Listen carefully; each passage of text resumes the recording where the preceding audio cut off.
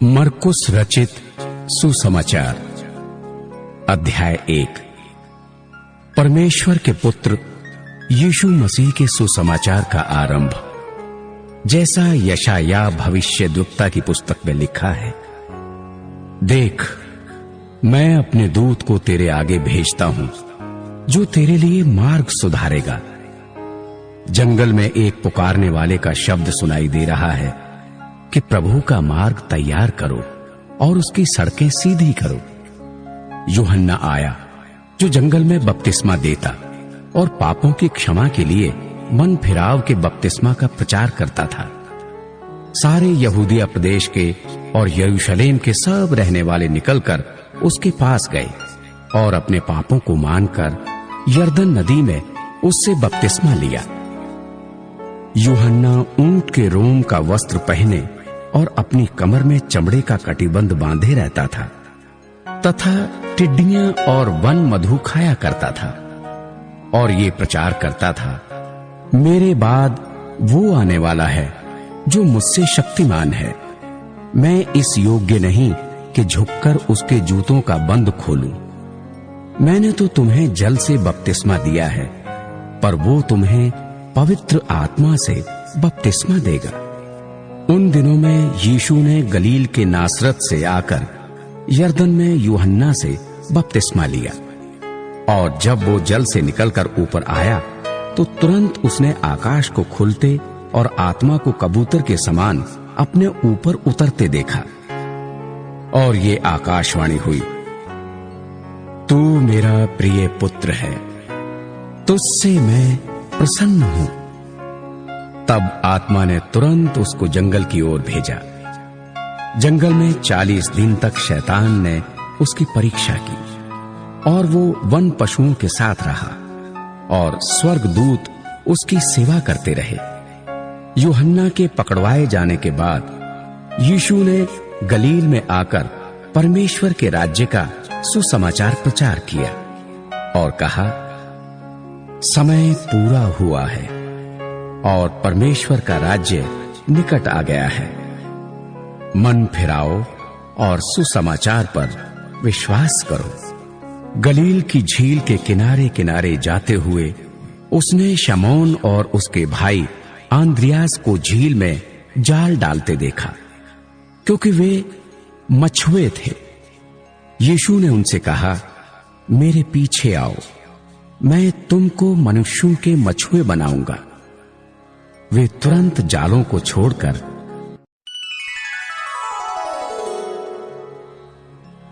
अध्याय 2।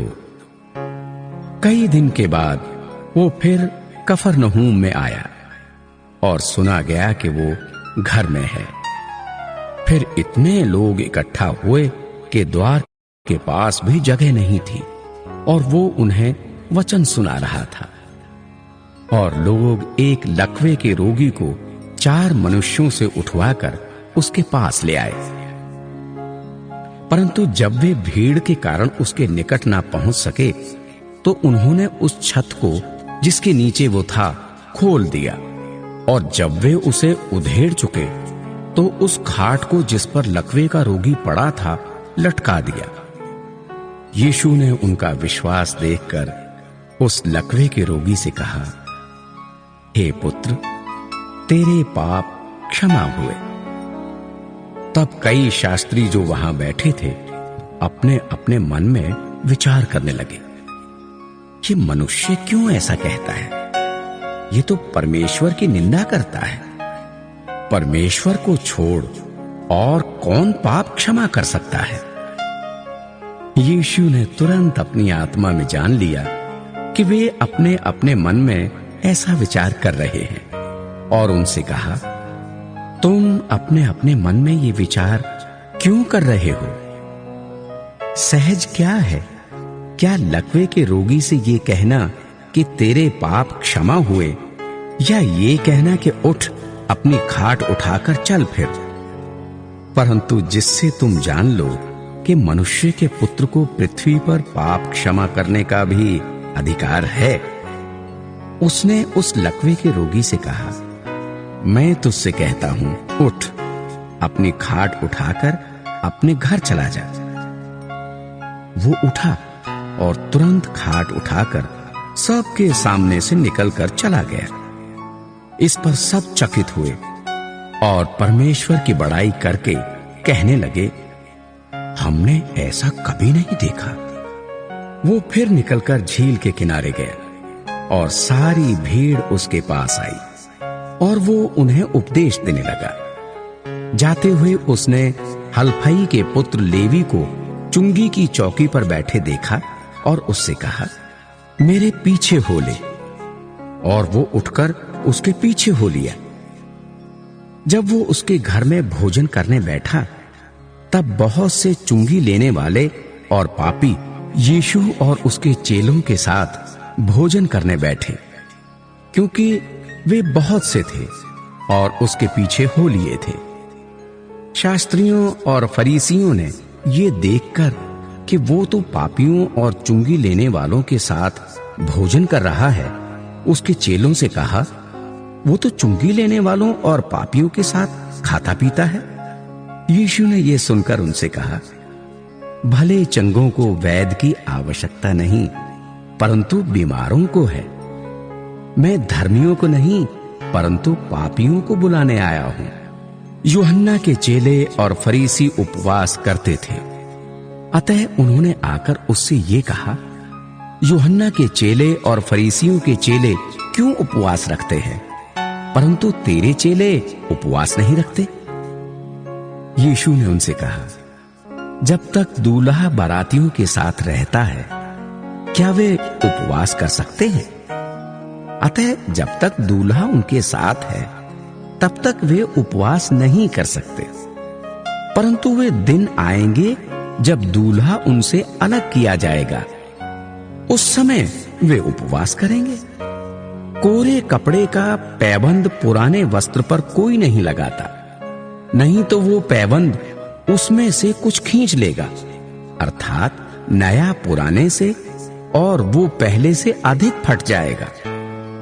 नए दाखरस को पुरानी मशकों में कोई नहीं रखता, नहीं तो दाखरस मशकों को फाड़ देगा और दाखरस और मशकें दोनों नष्ट हो जाएंगी। परंतु नया दाखरस नई मशकों में भरा जाता है। ऐसा हुआ कि वो सब्त के दिन खेतों में से होकर जा रहा था और उसके चेले चलते हुए बालें तोड़ने लगे। तब फरीसियों ने उससे कहा, देख, ये सब्त के दिन वो काम क्यों करते हो जो उचित नहीं?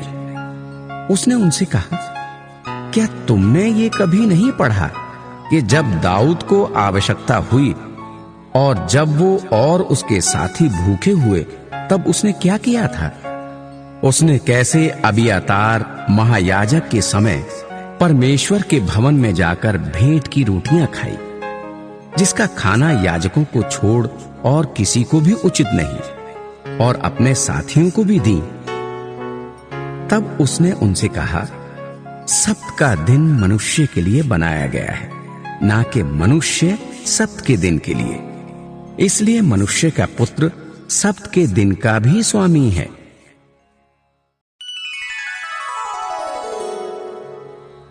अध्याय 3। वो फिर आराधनालय में गया।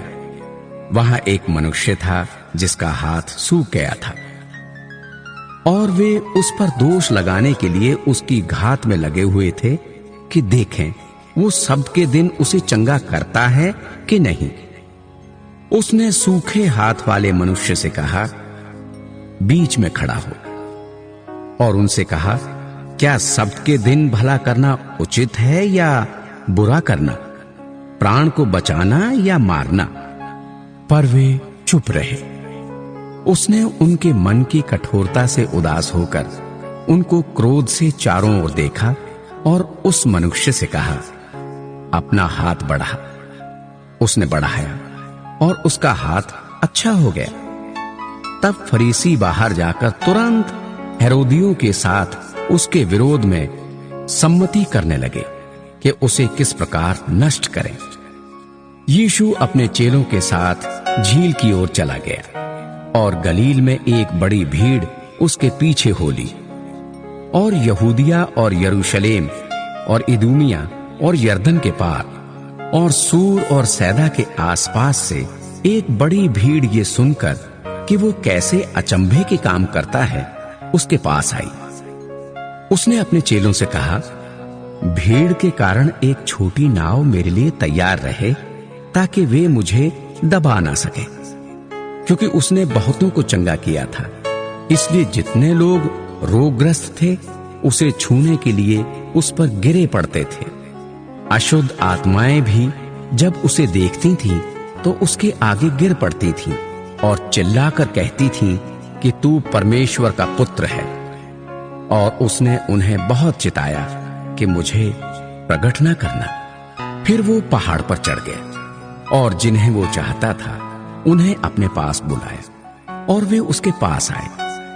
तब उसने 12 पुरुषों को नियुक्त किया कि वे उसके साथ साथ रहें और वो उन्हें भेजे कि वे प्रचार करें और दुष्ट आत्माओं को निकालने का अधिकार रखें।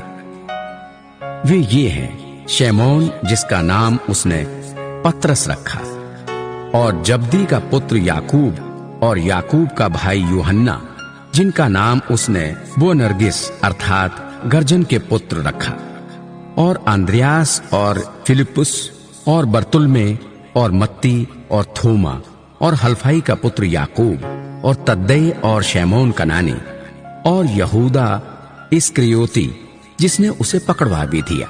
तब वो घर में आया और ऐसी भीड़ इकट्ठी हो गई कि वे रोटी भी ना खा सके। जब उनके कुटुंबियों ने ये सुना तो वे उसे पकड़ने के लिए निकले, क्योंकि वे कहते थे कि उसका चित्त ठिकाने नहीं है। शास्त्री भी जो यरूशलेम से आए थे ये कहते थे उसमें शैतान है, और वो दुष्ट आत्माओं के सरदार की सहायता से दुष्ट आत्माओं को निकालता है। इसलिए वो उन्हें पास बुलाकर उनसे दृष्टांतों में कहने लगा, शैतान कैसे शैतान को निकाल सकता है? यदि किसी राज्य में फूट पड़े तो वो राज्य कैसे स्थिर रह सकता है? और यदि किसी घर में फूट पड़े तो वो घर कैसे स्थिर रह सकेगा? इसलिए यदि शैतान अपना ही विरोधी होकर अपने में फूट डाले तो वो कैसे बना रह सकता है? उसका तो अंत ही हो जाता है। परंतु कोई मनुष्य किसी बलवंत के घर में घुसकर उसका माल नहीं लूट सकता जब तक कि वो पहले उस बलवंत को बांध ना ले, और तब उसके घर को लूट लेगा। मैं तुमसे सच कहता हूं कि मनुष्यों की संतान के सब पाप और निंदा जो वे करते हैं क्षमा की जाएंगी, परंतु जो कोई पवित्र आत्मा के विरुद्ध निंदा करे वो कभी भी क्षमा न किया जाएगा, वरन वो अनंत पाप का अपराधी ठहरता है। क्योंकि वे ये कहते थे कि उसमें अशुद्ध आत्मा है। तब उसकी माता और उसके भाई आए और बाहर खड़े होकर उसे बुलवा भेजा। भीड़ उसके आसपास बैठी थी और उन्होंने उससे कहा, देख, तेरी माता और तेरे भाई बाहर तुझे ढूंढते हैं। उसने उन्हें उत्तर दिया, मेरी माता और मेरे भाई कौन हैं? और उन पर जो उसके आसपास बैठे थे दृष्टि करके कहा, देखो, मेरी माता और मेरे भाई ये हैं। क्योंकि जो कोई परमेश्वर की इच्छा पर चले वही मेरा भाई और बहन और माता है।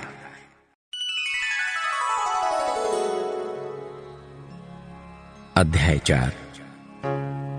वो फिर झील के किनारे उपदेश देने लगा और ऐसी बड़ी भीड़ उसके पास इकट्ठी हो गई कि वो झील में एक नाव पर चढ़कर बैठ गया और सारी भीड़ भूमि पर झील के किनारे खड़ी रही। और वो उन्हें दृष्टांतों में बहुत सी बातें सिखाने लगा और अपने उपदेश में उनसे कहा, सुनो, एक बोने वाला बीज बोने निकला। बोते समय कुछ मार्ग के किनारे गिरा और पक्षियों ने आकर उसे चुग लिया। कुछ पथरीली भूमि पर गिरा जहां उसको बहुत मिट्टी ना मिली, और गहरी मिट्टी ना मिलने के कारण जल्द उगाया। और जब सूर्य निकला तो जल गया और जड़ न पकड़ने के कारण सूख गया। कुछ झाड़ियों में गिरा और झाड़ियों ने बढ़कर उसे दबा लिया और वो फल ना लाया। परंतु कुछ अच्छी भूमि पर गिरा और वो उगा और बढ़कर फलवंत हुआ, और कोई 30 गुना, कोई 60 गुना और कोई 100 गुना फल लाया। तब उसने कहा, जिसके पास सुनने के लिए कान हो वो सुन ले। जब वो अकेला रह गया तो उसके साथियों ने उन 12 समेत उससे इन दृष्टांतों के विषय में पूछा। उसने उनसे कहा, तुमको तो परमेश्वर के राज्य के भेद की समझ दी गई है, परंतु बाहर वालों के लिए सब बातें दृष्टांतों में होती हैं, इसलिए कि वे देखते हुए देखें और उन्हें सुझाई ना पड़े, और सुनते हुए सुने भी और ना समझें। ऐसा ना हो कि वे फिरें और क्षमा किए जाएं। फिर उसने उनसे कहा, क्या तुम ये दृष्टांत नहीं समझते? तो फिर और सब दृष्टांतों को कैसे समझोगे? बोने वाला वचन बोता है। जो मार्ग के किनारे हैं, जहां वचन बोया जाता है, ये वे हैं कि जब उन्होंने सुना तो शैतान तुरंत आकर वचन को जो उसमें बोया गया था उठा ले जाता है। वैसे ही जो पथरीली भूमि पर बोए जाते हैं, ये वे हैं जो वचन को सुनकर तुरंत आनंद से ग्रहण कर लेते हैं, परंतु अपने भीतर जड़ न रखने के कारण वे थोड़े ही दिनों के लिए रहते हैं। इसके बाद जब वचन के कारण उन पर कलेश या उपद्रव होता है तो वे तुरंत ठोकर खाते हैं। जो झाड़ियों में बोए गए, ये वे हैं जिन्होंने वचन सुना और संसार की चिंता और धन का धोखा और अन्य वस्तुओं का लोभ उनमें समाकर वचन को दबा देता है और वो निष्फल रह जाता है। और जो अच्छी भूमि में बोए गए, ये वे हैं जो वचन सुनकर ग्रहण करते और फल लाते हैं, कोई 30 गुना, कोई 60 गुना और कोई 100 गुना। उसने उनसे कहा, क्या दिए को इसलिए लाते हैं कि पैमाने या खाट के नीचे रखा जाए? क्या इसलिए नहीं कि दीवट पर रखा जाए? क्योंकि कोई वस्तु छिपी नहीं, परंतु इसलिए है कि प्रकट हो जाए, और ना कुछ गुप्त है, पर इसलिए कि प्रकट हो जाए। यदि किसी के सुनने के कान हो तो वो सुन ले। फिर उसने उनसे कहा, चौकस रहो कि क्या सुनते हो। जिस नाप से तुम नापते हो, उसी से तुम्हारे लिए भी नापा जाएगा और तुमको अधिक दिया जाएगा। क्योंकि जिसके पास है उसको दिया जाएगा, और जिसके पास नहीं है उससे वो भी जो उसके पास है ले लिया जाएगा। फिर उसने कहा, परमेश्वर का राज्य ऐसा है जैसे कोई मनुष्य भूमि पर बीज छींटे और रात को सोए और दिन को जागे, और वो बीज ऐसे उगे और बढ़े कि वो ना जाने। पृथ्वी आप से आप फल लाती है, पहले अंकुर, तब बाल, और तब बालों में तैयार दाना। परंतु जब दाना पक जाता है तब वो तुरंत हंसिया लगाता है, क्योंकि कटनी आ पहुंची है। फिर उसने कहा, हम परमेश्वर के राज्य की उपमा किससे दें और किस दृष्टांत से उसका वर्णन करें? वो राई के दाने के समान है। जब भूमि में बोया जाता है तो भूमि के सब बीजों से छोटा होता है, परंतु जब बोया गया तो उगकर सब साग पात से बड़ा हो जाता है, और उसकी ऐसी बड़ी डालियां निकलती हैं कि आकाश के पक्षी उसकी छाया में बसेरा कर सकते हैं। वो उन्हें इस प्रकार के बहुत से दृष्टांत दे देकर उनकी समझ के अनुसार वचन सुनाता था, और बिना दृष्टांत कहे वो उनसे कुछ भी नहीं कहता था, परंतु एकांत में वो अपने निज चेलों को सब बातों का अर्थ बताता था। उसी दिन जब सांझ हुई तो उसने चेलों से कहा, आओ हम पार चले। और वे भीड़ को छोड़कर जैसा वो था वैसा ही उसे नाव पर साथ ले चले, और उसके साथ और भी नावें थी।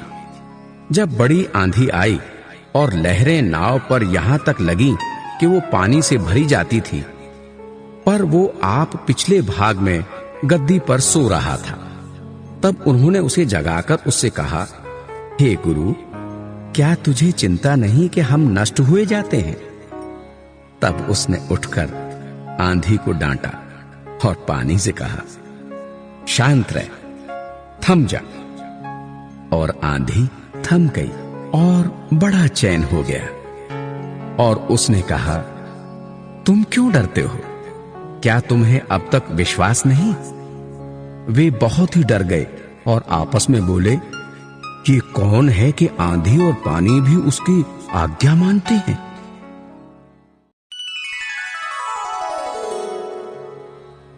अध्याय 5। वे झील के पार गिरासेनियों के देश में पहुंचे। जब वो नाव पर से उतरा तो तुरंत एक मनुष्य जिसमें अशुद्ध आत्मा थी कब्रों से निकलकर उसे मिला। वो कब्रों में रहा करता था और कोई उसे सांकलों से भी बांध न सकता था, क्योंकि वो बार बार बेड़ियों और सांकलों से बांधा गया था। पर उसने सांकलों को तोड़ दिया और बेड़ियों के टुकड़े टुकड़े कर दिए थे और कोई उसे वश में नहीं कर सकता था।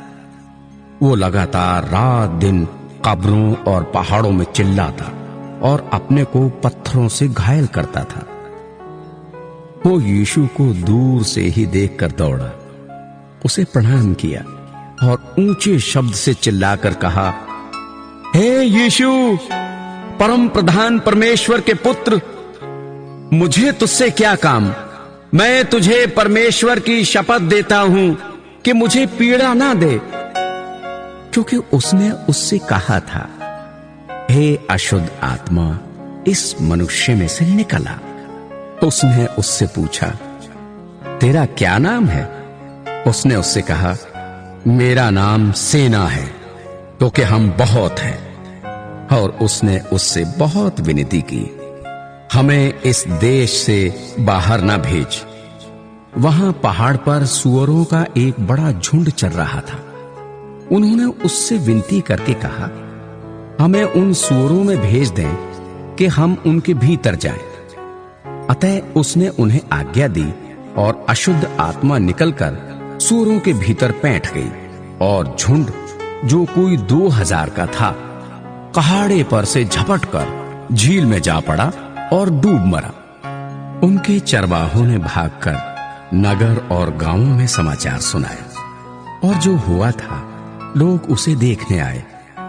यीशु के पास आकर वे उसको, जिसमें दुष्ट आत्माएं थीं, अर्थात जिसमें सेना समाई थी, कपड़े पहने और सचेत बैठे देखकर डर गए। देखने वालों ने उसका, जिसमें दुष्ट आत्माएं थीं, और सूअरों का पूरा हाल उनको कह सुनाया। तब वे उससे विनती करके कहने लगे कि हमारी सीमा से चला जा।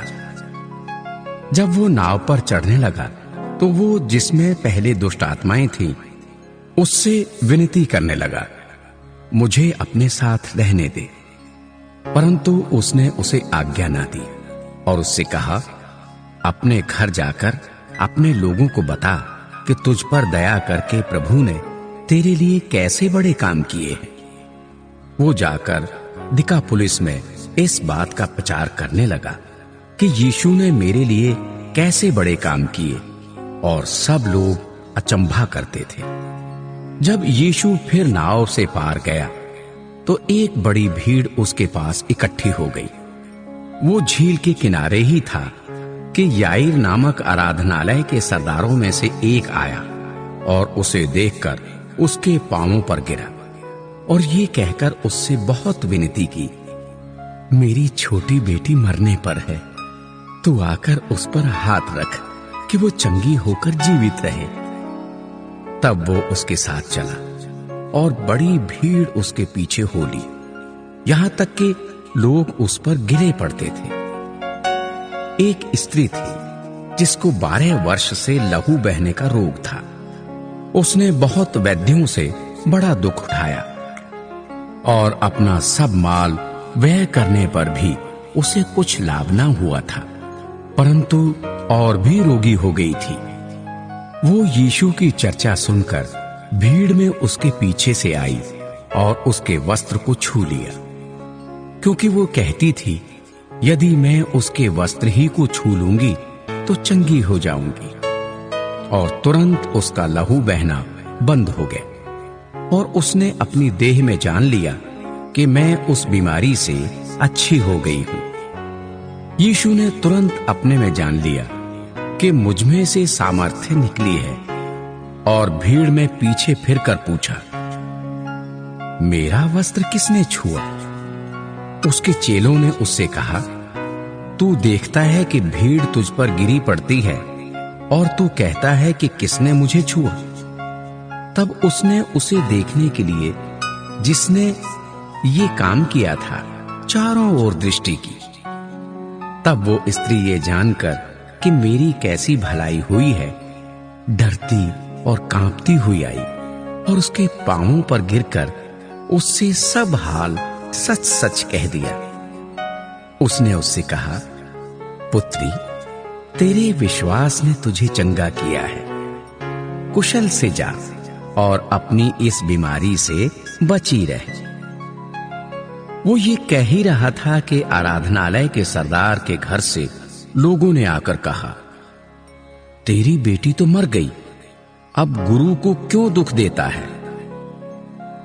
जो बात वे कह रहे थे उसको यीशु ने अनसुनी करके आराधनालय के सरदार से कहा, मत डर, केवल विश्वास रख। और उसने पतरस और याकूब के भाई यूहन्ना को छोड़ अन्य किसी को अपने साथ आने ना दिया।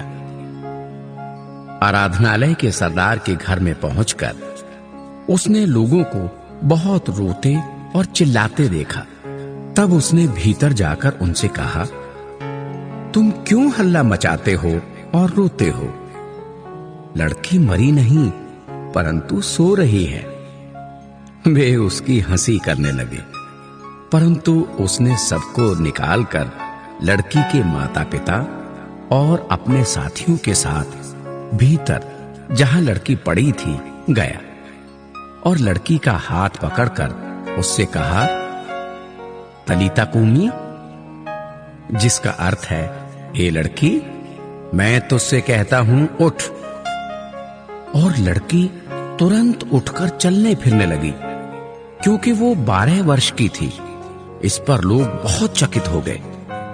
फिर उसने उन्हें चिताकर आज्ञा दी कि ये बात कोई जानने ना पाए और कहा, इसे कुछ खाने को दो।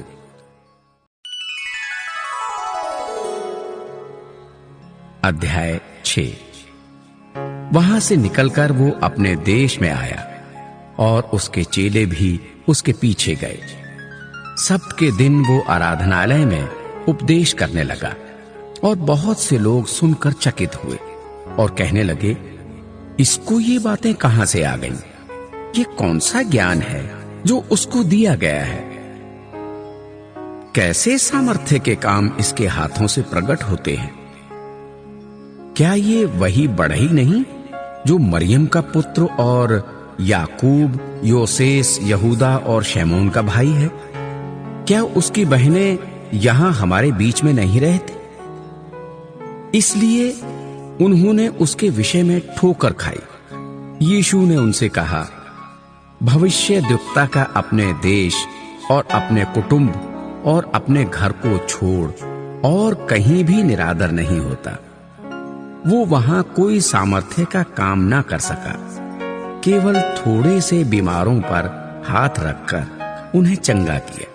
और उसे उनके अविश्वास पर आश्चर्य हुआ और वो चारों ओर के गांवों में उपदेश करता फिरा। उसने 12 को अपने पास बुलाया और उन्हें 2-2 करके भेजने लगा और उन्हें अशुद्ध आत्माओं पर अधिकार दिया।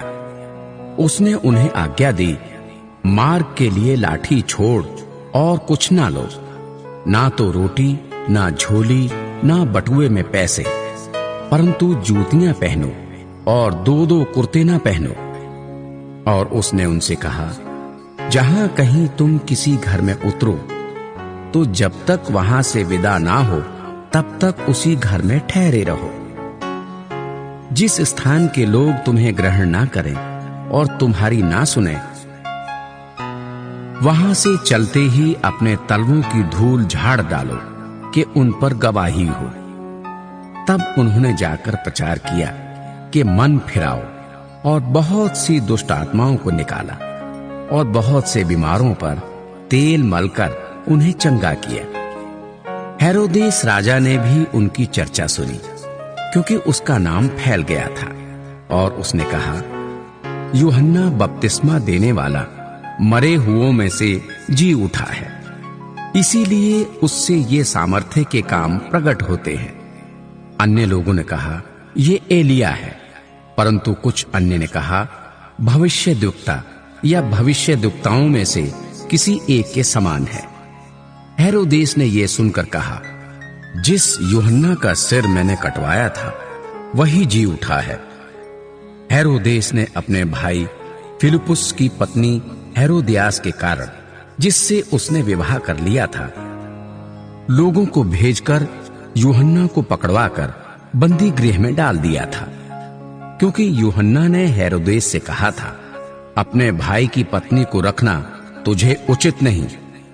इसलिए हेरोदियास उससे बैर रखती थी और ये चाहती थी कि उसे मरवा डाले, परंतु ऐसा ना हो सका, क्योंकि हेरोदेस यूहन्ना को धर्मी और पवित्र पुरुष जानकर उससे डरता था और उसे बचाए रखता था, और उसकी बातें सुनकर बहुत घबराता था, पर आनंद से सुनता था।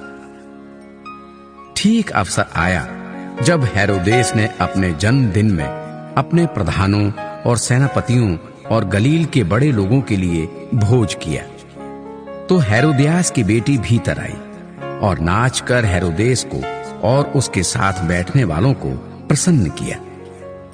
तब राजा ने लड़की से कहा, तू जो चाहे मुझसे मांग, मैं तुझे दूंगा।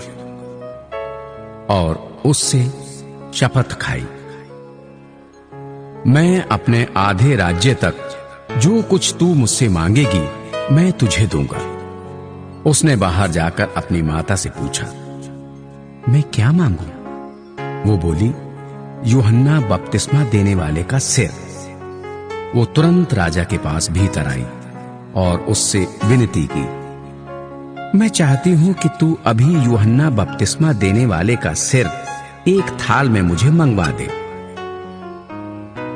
तब राजा बहुत उदास हुआ, परंतु अपनी शपथ के कारण और साथ बैठने वालों के कारण उसे टालना न चाहा। अतः राजा ने तुरंत एक सिपाही को आज्ञा देकर भेजा कि उसका सिर काट लाए। उसने जेल खाने में जाकर उसका सिर काटा और एक थाल में रखकर लाया और लड़की को दिया, और लड़की ने अपनी मां को दिया। ये सुनकर यूहन्ना के चेले आए और उसके शव को ले गए और कब्र में रखा। प्रेरितों ने यीशु के पास इकट्ठे होकर जो कुछ उन्होंने किया और सिखाया था सब उसको बताया। उसने उनसे कहा, तुम आप अलग किसी एकांत स्थान में चलकर थोड़ा विश्राम करो, क्योंकि बहुत लोग आते जाते थे और उन्हें खाने का अवसर भी नहीं मिलता था। इसलिए वे नाव पर चढ़कर सुनसान जगह में अलग चले गए। बहुतों ने उन्हें जाते देखकर पहचान लिया और सब नगरों से इकट्ठे होकर वहां पैदल दौड़े और उनसे पहले जा पहुंचे। उसने उतरकर बड़ी भीड़ देखी और उन पर तरस खाया, क्योंकि वे उन भेड़ों के समान थे जिनका कोई रखवाला ना हो, और वो उन्हें बहुत सी बातें सिखाने लगा। जब दिन बहुत ढल गया तो उसके चेले उसके पास आकर कहने लगे, ये सुनसान जगह है और दिन बहुत ढल गया है, उन्हें विदा करके चारों ओर के गांवों और बस्तियों में जाकर अपने लिए कुछ खाने को मोल ले।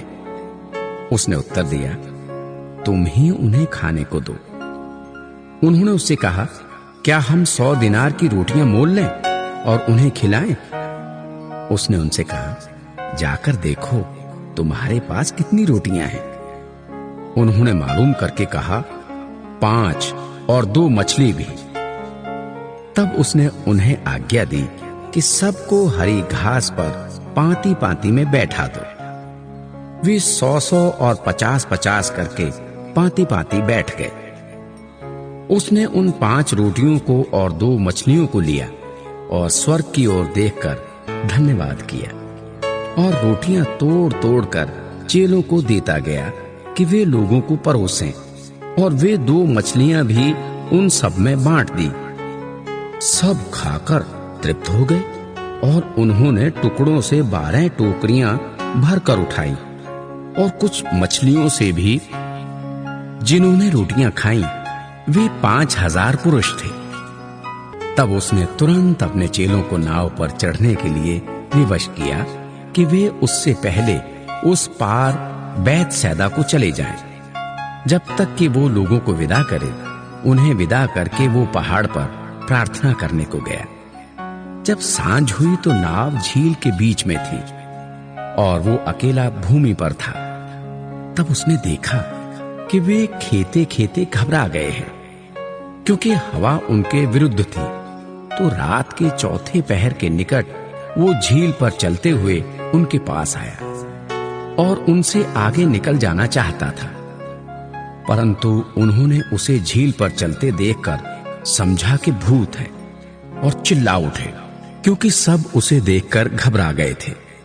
पर उसने तुरंत उनसे बातें की और कहा, ढांढस बांधो, मैं हूं, डरो मत। तब वो उनके पास नाव पर आया और हवा थम गई और वे बहुत ही आश्चर्य करने लगे। वे उन रोटियों के विषय में ना समझे थे, क्योंकि उनके मन कठोर हो गए थे। वे पार उतरकर गन्नेसरत में पहुंचे और नाव घाट पर लगाई।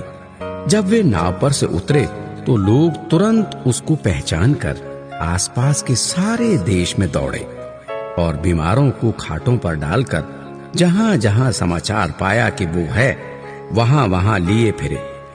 और जहां कहीं वो गांवों, नगरों या बस्तियों में जाता था, लोग बीमारों को बाजारों में रखकर उससे विनती करते थे कि वो उन्हें अपने वस्त्र के आंचल ही को छू लेने दे, और जितने उसे छूते थे सब चंगे हो जाते थे।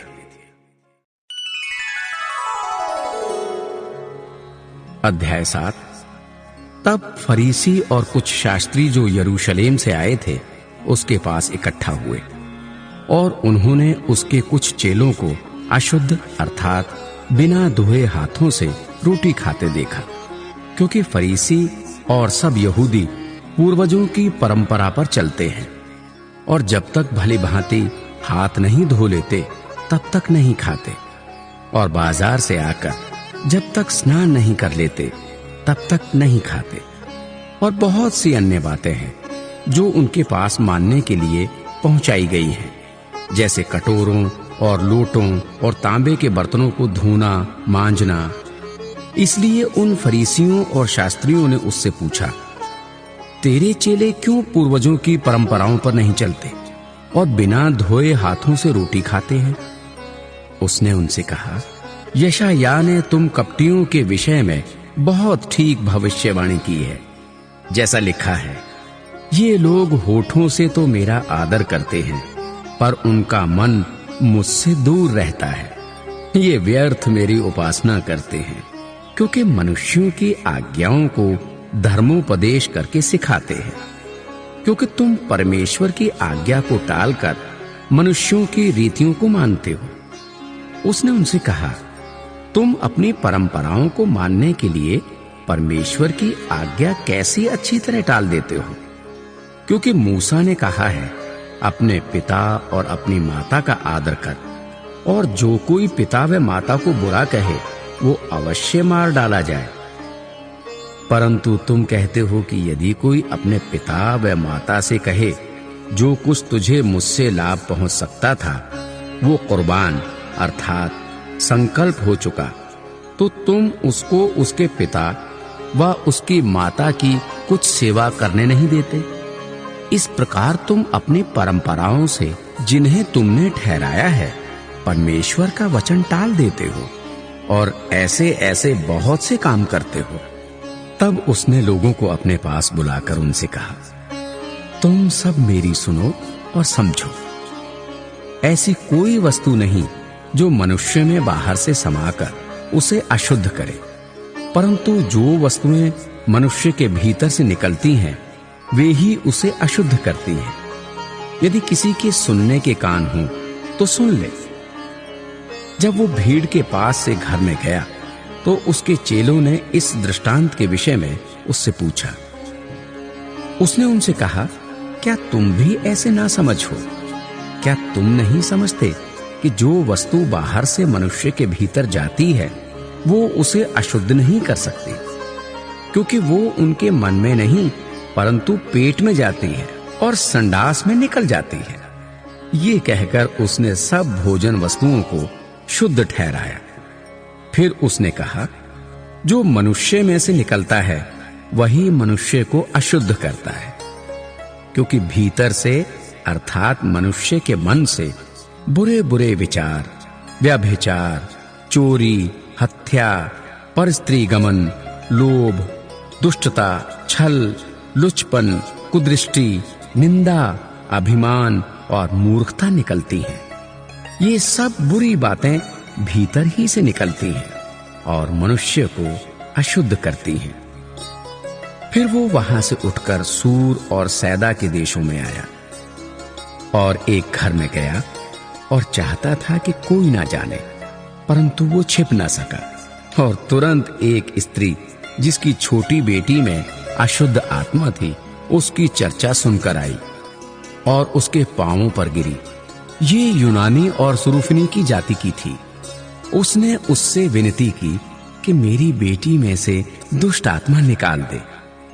उसने उससे कहा, पहले लड़कों को तृप्त होने दे, क्योंकि लड़कों की रोटी लेकर कुत्तों के आगे डालना उचित नहीं है। उसने उसको उत्तर दिया, सच है प्रभु, तो भी कुत्ते भी तो मेज के नीचे बालकों की रोटी का चूर चार खा लेते हैं। उसने उससे कहा, इस बात के कारण चली जा, दुष्ट आत्मा तेरी बेटी में से निकल गई है। उसने अपने घर आकर देखा कि लड़की खाट पर पड़ी है और दुष्ट आत्मा निकल गई है। फिर वो सूर और सैदा के देशों से निकलकर दिकापुलिस से होता हुआ गलील की झील पर पहुंचा। तो लोगों ने एक बहरे को, जो हकला भी था, उसके पास लाकर उससे विनती की कि अपना हाथ उस पर रखे। तब वो उसको भीड़ से अलग ले गया और अपनी उंगलियां उसके कानों में डाली और थूक कर उसकी जीभ को छुआ और स्वर्ग की ओर देखकर आह भरी और उससे कहा, इफतह, अर्थात खुल जा। उसके कान खुल गए और उसकी जीभ की गांठ भी खुल गई और वो साफ साफ बोलने लगा। तब उसने उन्हें चिताया कि किसी से ना कहना, परंतु जितना उसने उन्हें चिताया उतना ही वे और प्रचार करने लगे। वे बहुत ही आश्चर्य में होकर कहने लगे, उसने जो कुछ किया सब अच्छा किया है। वो बहरों को सुनने की और गूंगों को बोलने की शक्ति देता है।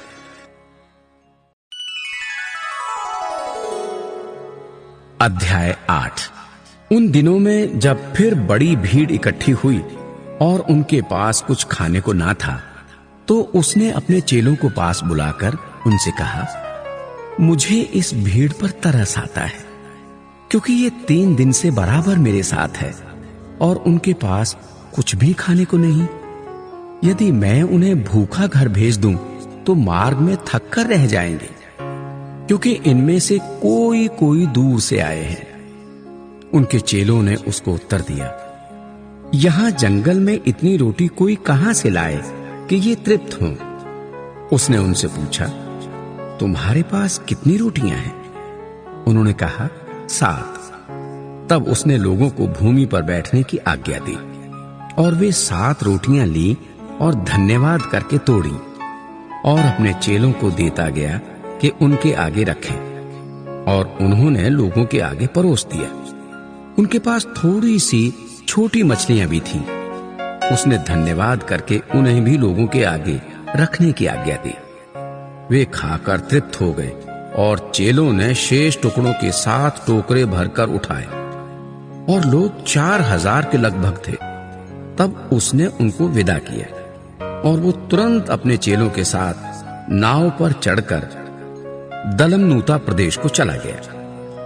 फिर फरीसी आकर उससे वाद विवाद करने लगे और उसे जांचने के लिए उससे कोई स्वर्गीय चिन्ह मांगा। उसने अपनी आत्मा में आह भरकर कहा, इस समय के लोग क्यों चिन्ह ढूंढते हैं? मैं तुमसे सच कहता हूं कि इस समय के लोगों को कोई चिन्ह नहीं दिया जाएगा। और वो उन्हें छोड़कर फिर नाव पर चढ़ गया और पार चला गया। चेले रोटी लेना भूल गए थे और नाव में उनके पास एक ही रोटी थी। उसने उन्हें चिताया, देखो, फरीसियों के खमीर और हेरोदेस के खमीर से चौकस रहो। वे आपस में विचार कर कर कहने लगे, हमारे पास रोटी नहीं है। ये जानकर यीशु ने उनसे कहा, तुम क्यों आपस में ये विचार कर रहे हो कि हमारे पास रोटी नहीं? क्या अब तक नहीं जानते और नहीं समझते? क्या तुम्हारा मन कठोर हो गया है? क्या आंखें रखते हुए भी नहीं देखते और कान रखते हुए भी नहीं सुनते? क्या तुम्हें स्मरण नहीं कि जब मैंने 5,000 के लिए 5 रोटियां तोड़ी थीं, तो तुमने टुकड़ों की कितनी टोकरियां भरकर उठाई? उन्होंने उससे कहा, 12 टोकरियां। और जब 4,000 के लिए 7 रोटियां थी, तो तुमने टुकड़ों के कितने टोकरे भरकर उठाए थे? उन्होंने उससे कहा, 7 टोकरे। उसने उनसे कहा, क्या तुम अब तक नहीं समझते? वे बैतसैदा में आए और लोग एक अंधे को उसके पास ले आए और उससे विनती की कि उसको छूए। वो उस अंधे का हाथ पकड़कर उसे गांव के बाहर ले गया और उसकी आंखों में थूक कर उस पर हाथ रखे और उससे पूछा, क्या तू कुछ देखता है? उसने आंख उठाकर कहा, मैं मनुष्यों को देखता हूं, वे मुझे चलते हुए पेड़ों जैसे दिखाई देते हैं। तब उसने दोबारा उनकी आंखों पर हाथ रखे और अंधे ने ध्यान से देखा। वो चंगा हो गया और सब कुछ साफ साफ देखने लगा। उसने उसे ये कहकर घर भेजा, इस गांव के भीतर पांव भी न रखना। यीशु और उसके चेले कैसरिया फिलिप्पी के गांव में चले गए। मार्ग में उसने अपने चेलों से पूछा, लोग मुझे क्या कहते हैं? उन्होंने उत्तर दिया, यूहन्ना बपतिस्मा देने वाला, पर कोई कोई एलिया और कोई कोई भविष्यद्वक्ताओं में से एक भी कहते हैं। उसने उनसे पूछा, परंतु तुम मुझे क्या कहते हो? पतरस ने उसको उत्तर दिया, तू मसीह है। तब उसने उन्हें चिताकर कहा कि मेरे विषय में ये किसी से ना कहना। तब वो उन्हें सिखाने लगा कि मनुष्य के पुत्र के लिए आवश्यक है कि वो बहुत दुख उठाए और पुरनिये और प्रधान याजक और शास्त्री उसे तुच्छ समझकर मार डालें और वो 3 दिन के बाद जी उठे।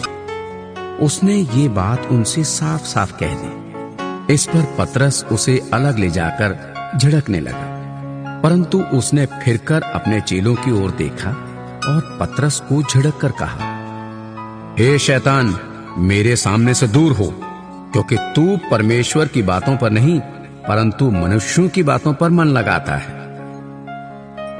उसने भीड़ को अपने चेलों समेत पास बुलाकर उनसे कहा, जो कोई मेरे पीछे आना चाहे वो अपने आपे से इनकार करे और अपना क्रूस उठाकर मेरे पीछे हो ले। क्योंकि जो कोई अपना प्राण बचाना चाहे वो उसे खोएगा, पर जो कोई मेरे और सुसमाचार के लिए अपना प्राण खोएगा वो उसे बचाएगा। यदि मनुष्य सारे जगत को प्राप्त करे और अपने प्राण की हानि उठाए तो उसे क्या लाभ होगा?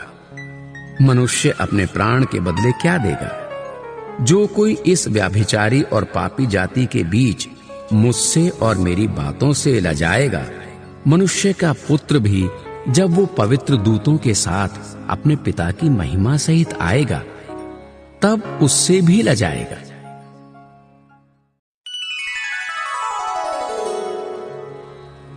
अध्याय 9। उसने उनसे कहा, मैं तुमसे सच कहता हूं कि जो यहां खड़े हैं उनमें से कोई कोई ऐसे हैं कि जब तक परमेश्वर के राज्य को सामर्थ्य सहित आया हुआ ना देख लें तब तक मृत्यु का स्वाद कदापि ना चखेंगे। 6 दिन के बाद यीशु ने पतरस और याकूब और यूहन्ना को साथ लिया और एकांत में किसी ऊंचे पहाड़ पर ले गया। वहां उनके सामने उसका रूप बदल गया और उसका वस्त्र ऐसा चमकने लगा और यहां तक उज्जवल हुआ कि पृथ्वी पर कोई धोबी भी वैसा उज्जवल नहीं कर सकता। और उन्हें मूसा के साथ एलिया दिखाई दिया। वे यीशु के साथ बातें करते थे। इस पर पतरस ने यीशु से कहा, हे रब्बी, हमारा यहां रहना अच्छा है, इसलिए हम 3 मंडप बनाए, एक तेरे लिए, एक मूसा के लिए और एक एलिया के लिए। क्योंकि वो ना जानता था कि क्या उत्तर दे, इसलिए कि वे बहुत डर गए थे। तब एक बादल ने उन्हें छा लिया और उस बादल में से ये शब्द निकला, ये मेरा प्रिय पुत्र है, इसकी सुनो। तब उन्होंने एकाएक चारों ओर दृष्टि की और यीशु को छोड़ अपने साथ और किसी को ना देखा। पहाड़ से उतरते समय उसने उन्हें आज्ञा दी कि जब तक मनुष्य का पुत्र मरे हुओं में से जी न उठे, तब तक जो कुछ तुमने देखा है वो किसी से ना कहना। उन्होंने इस बात को स्मरण रखा और आपस में वाद विवाद करने लगे, मरे हुओं में से जी उठने का क्या अर्थ है? और उन्होंने उससे पूछा, शास्त्री क्यों कहते हैं कि एलिया का पहले आना आवश्यक है? उसने उन्हें उत्तर दिया, एलिया सचमुच पहले आकर सब कुछ सुधारेगा, परंतु मनुष्य के पुत्र के विषय में ये क्यों लिखा है कि वो बहुत दुख उठाएगा और तुच्छ गिना जाएगा? परंतु मैं तुमसे कहता हूं कि एलिया तो आ चुका है और जैसा उसके विषय में लिखा है, उन्होंने जो कुछ चाहा उसके साथ किया। जब वो चेलों के पास आया तो देखा कि उनके चारों ओर बड़ी भीड़ लगी है और शास्त्री उनके साथ विवाद कर रहे हैं। उसे देखते ही सब बहुत ही आश्चर्य करने लगे और उसकी ओर दौड़कर उसे नमस्कार किया। उसने उनसे पूछा, तुम इनसे क्या विवाद कर रहे हो? भीड़ में से एक ने उसे उत्तर दिया, हे गुरु, मैं अपने पुत्र को जिसमें गूंगी आत्मा समाई है तेरे पास लाया था। जहां कहीं वो उसे पकड़ती है वहीं पटक देती है और वो मुंह में फैन भर लाता है और दांत पीसता है और सूखता जाता है। मैंने तेरे चेलों से कहा कि वे उसे निकाल दें, परंतु वे निकाल ना सके। ये सुनकर उसने उनसे उत्तर देके कहा, हे अविश्वासी लोगों, मैं कब तक तुम्हारे साथ रहूंगा और कब तक तुम्हारी सहूंगा? उसे मेरे पास लाओ। तब वे उसे उसके पास ले आए और जब उसने उसे देखा तो उस आत्मा ने तुरंत उसे मरोड़ा और वो भूमि पर गिरा और मुंह से फैन बहाते हुए लौटने लगा। उसने उसके पिता से पूछा, इसकी ये दशा कब से है? उसने कहा, बचपन से। उसने इसे नष्ट करने के लिए कभी आग और कभी पानी में गिराया, परंतु यदि तू कुछ कर सके तो हम पर तरस खाकर हमारा उपकार कर। यीशु ने उससे कहा, यदि तू कर सकता है, ये क्या बात?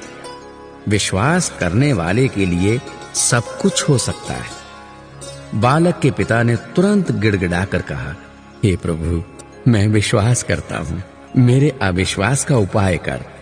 तब यीशु ने देखा कि लोग दौड़कर भीड़ लगा रहे हैं, तो उसने अशुद्ध आत्मा को ये कहकर डांटा, हे गूंगी और बहरी आत्मा, मैं तुझे आज्ञा देता हूं, उसमें से निकल आ और उसमें फिर कभी प्रवेश ना करना। तब वो चिल्लाकर और उसे बहुत मरोड़कर निकल आई और बालक मरा हुआ सा हो गया। यहां तक कि बहुत लोग कहने लगे कि वो मर गया, परंतु यीशु ने उसका हाथ पकड़ के उसे उठाया और वो खड़ा हो गया। जब वो घर में आया तो उसके चेलों ने एकांत में उससे पूछा, हम उसे क्यों ना निकाल सके? उसने उनसे कहा, ये जाति बिना प्रार्थना किसी और उपाय से नहीं निकल सकती। फिर वे वहां से चले और गलील में होकर जा रहे थे। वो नहीं चाहता था कि कोई जाने, क्योंकि वो अपने चेलों को उपदेश देता और उनसे कहता था, मनुष्य का पुत्र मनुष्यों के हाथ में पकड़वाया जाएगा और वे उसे मार डालेंगे और वो मरने के 3 दिन बाद जी उठेगा। पर यह बात उनकी समझ में नहीं आई और वे उससे पूछने से डरते थे।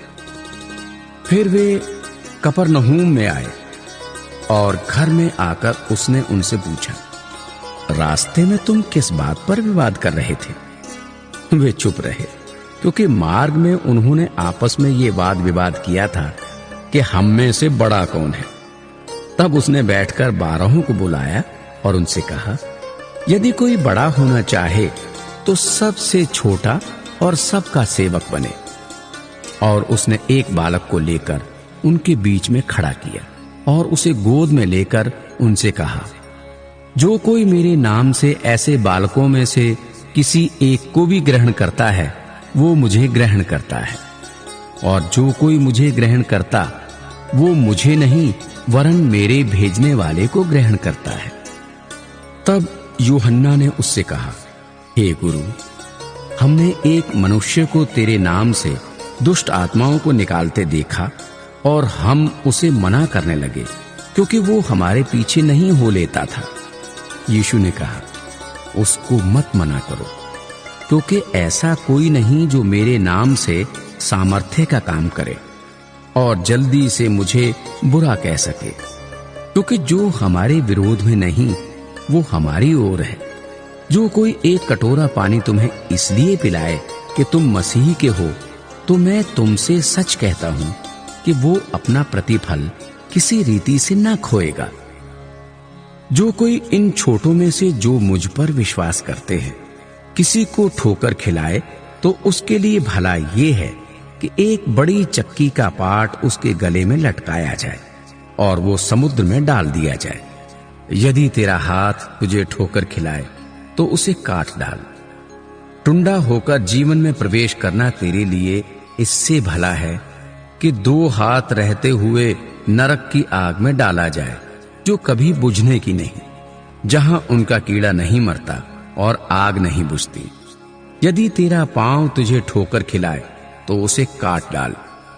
लंगड़ा होकर जीवन में प्रवेश करना तेरे लिए इससे भला है कि 2 पांव रहते हुए नरक में डाला जाए, जहां उनका कीड़ा नहीं मरता और आग नहीं बुझती।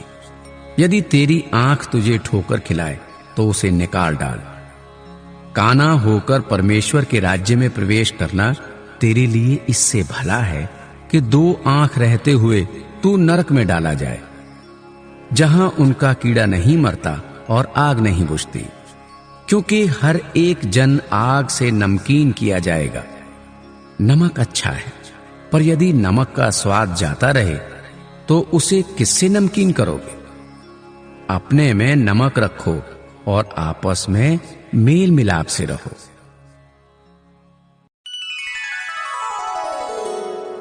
अध्याय 10। फिर वो वहां से उठकर यहूदिया की सीमा में और यरदन के पार आया।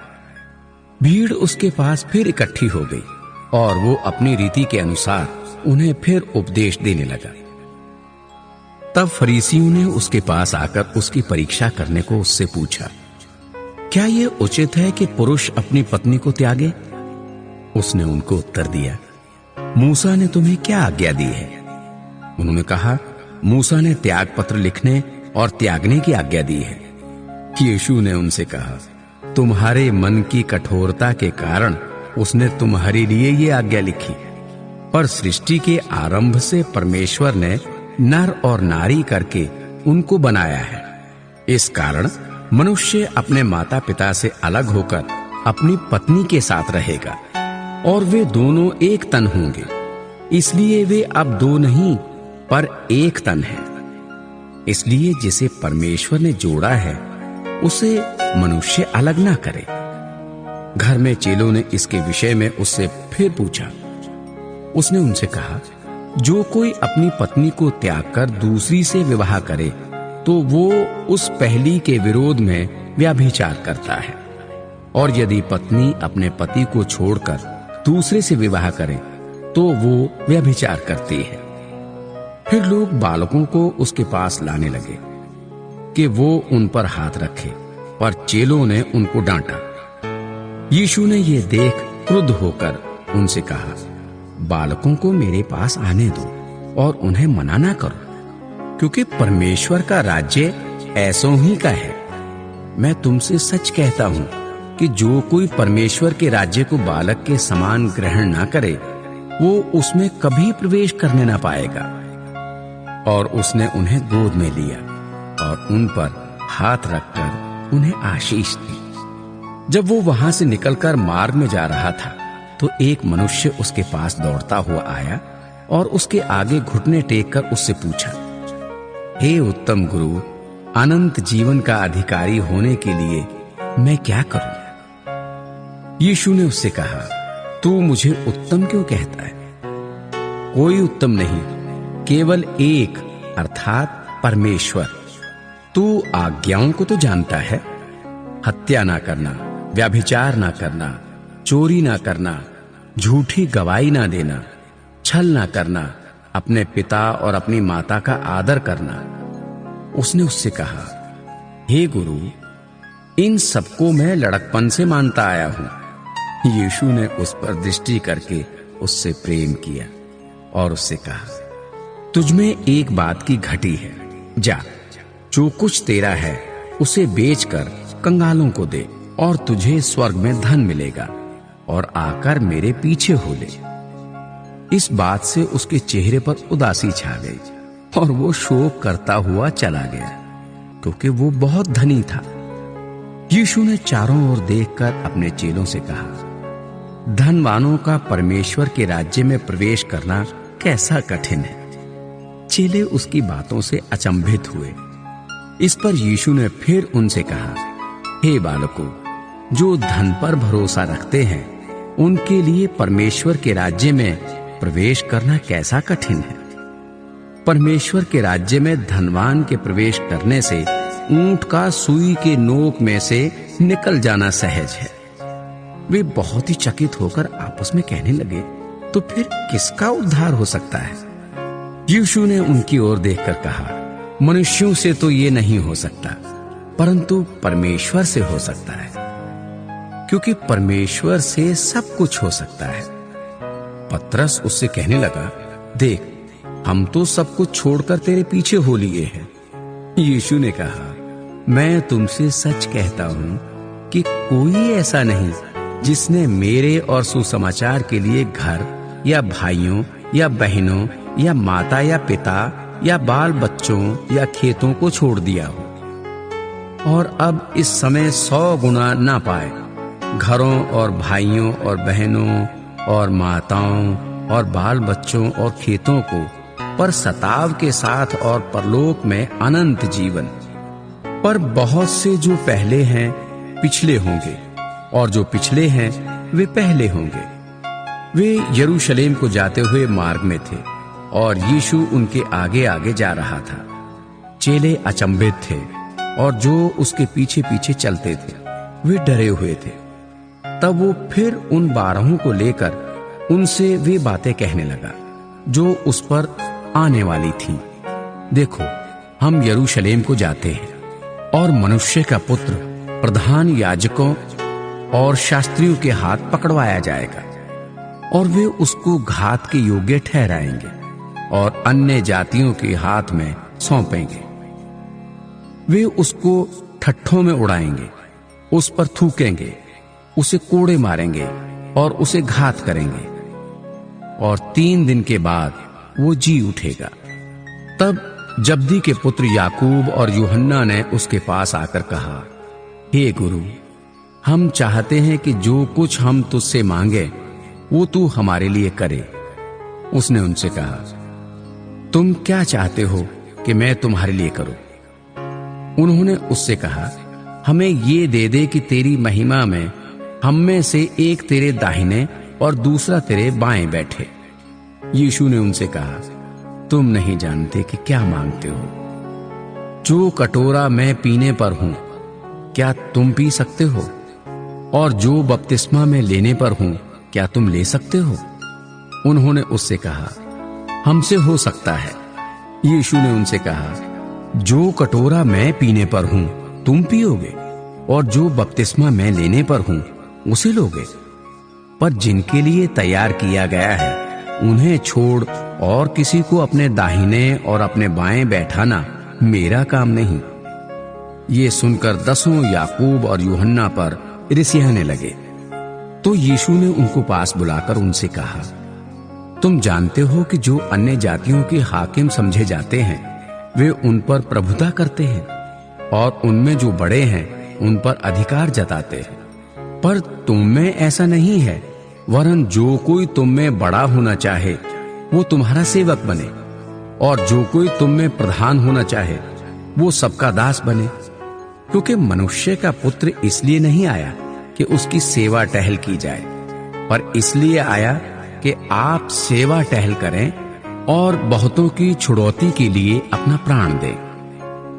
वे यरीहो में आए, और जब वो और उसके चेले और एक बड़ी भीड़ यरीहो से निकलती थी, तब तिमाही का पुत्र बरतिमाही एक अंधा भिखारी सड़क के किनारे बैठा था। वो ये सुनकर कि यीशु नासरी है, पुकार पुकार कर कहने लगा, हे दाऊद की संतान यीशु, मुझ पर दया कर। बहुतों ने उसे डांटा कि चुप रहे, पर वो और भी पुकारने लगा, हे दाऊद की संतान, मुझ पर दया कर। तब यीशु ने ठहर कर कहा, उसे बुला। और लोगों ने उस अंधे को बुलाकर उससे कहा, ढाढ़स बांध, उठ, वो तुझे बुलाता है। वो अपना कपड़ा फेंककर शीघ्र उठा और यीशु के पास आया। इस पर यीशु ने उससे कहा, तू क्या चाहता है कि मैं तेरे लिए करूं? अंधे ने उससे कहा, हे रब्बी, ये कि मैं देखने लगूं। यीशु ने उससे कहा, चला जा, तेरे विश्वास ने तुझे चंगा कर दिया है। वो तुरंत देखने लगा और मार्ग में उसके पीछे हो लिया। अध्याय 11।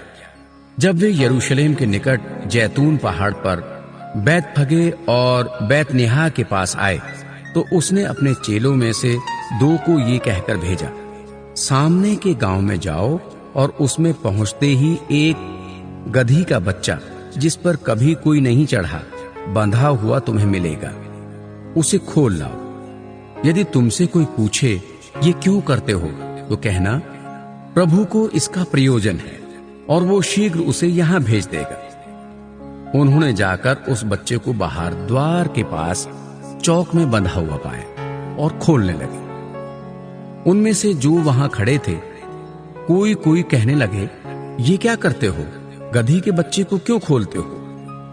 जैसा यीशु ने कहा था वैसा ही उन्होंने उनसे कह दिया। तब लोगों ने उन्हें जाने दिया। उन्होंने बच्चे को यीशु के पास लाकर उस पर अपने कपड़े डाले और वो उस पर बैठ गया। तब बहुतों ने अपने कपड़े मार्ग में बिछाए और औरों ने खेतों में से डालियां काट काट कर फैला दी। जो उसके आगे आगे जाते और पीछे पीछे चले आते थे, पुकार पुकार कर कहते जाते थे, होशाना, धन्य है वो जो प्रभु के नाम से आता है। हमारे पिता दाऊद का राज्य जो आ रहा है, धन्य है, आकाश में होशाना। वो यरूशलेम पहुंचकर मंदिर में आए और चारों ओर सब वस्तुओं को देखकर 12 के साथ बैतनिय्याह गए, क्योंकि सांझ हो गई थी। दूसरे दिन जब वे बैतनिय्याह से निकले तो उसको भूख लगी। वो दूर से अंजीर का एक हरा पेड़ देखकर निकट गया कि क्या जाने उसमें कुछ पाए, पर पत्तों को छोड़ कुछ न पाया, क्योंकि फल का समय न था। इस पर उसने उससे कहा, अब से कोई तेरा फल कभी ना खाए। और उसके चेले सुन रहे। फिर वे यरूशलेम में आए और वो मंदिर में गए और वहां जो लेन देन कर रहे थे उन्हें बाहर निकालने लगा, और सराफों के पीढ़े और कबूतर बेचने वालों की चौकियां उलट दी, और मंदिर में से किसी को बर्तन लेकर आने जाने ना दिया। और उपदेश करके उनसे कहा, क्या ये नहीं लिखा है कि मेरा घर सब जातियों के लिए प्रार्थना का घर कहलाएगा? पर तुमने इसे डाकुओं की खो बना दी। ये सुनकर प्रधान याजक और शास्त्री उसको नाश करने का अवसर ढूंढने लगे, क्योंकि वे उससे डरते थे, इसलिए कि सब लोग उसके उपदेश से चकित होते थे। सांझ होते ही वे नगर से बाहर चले गए।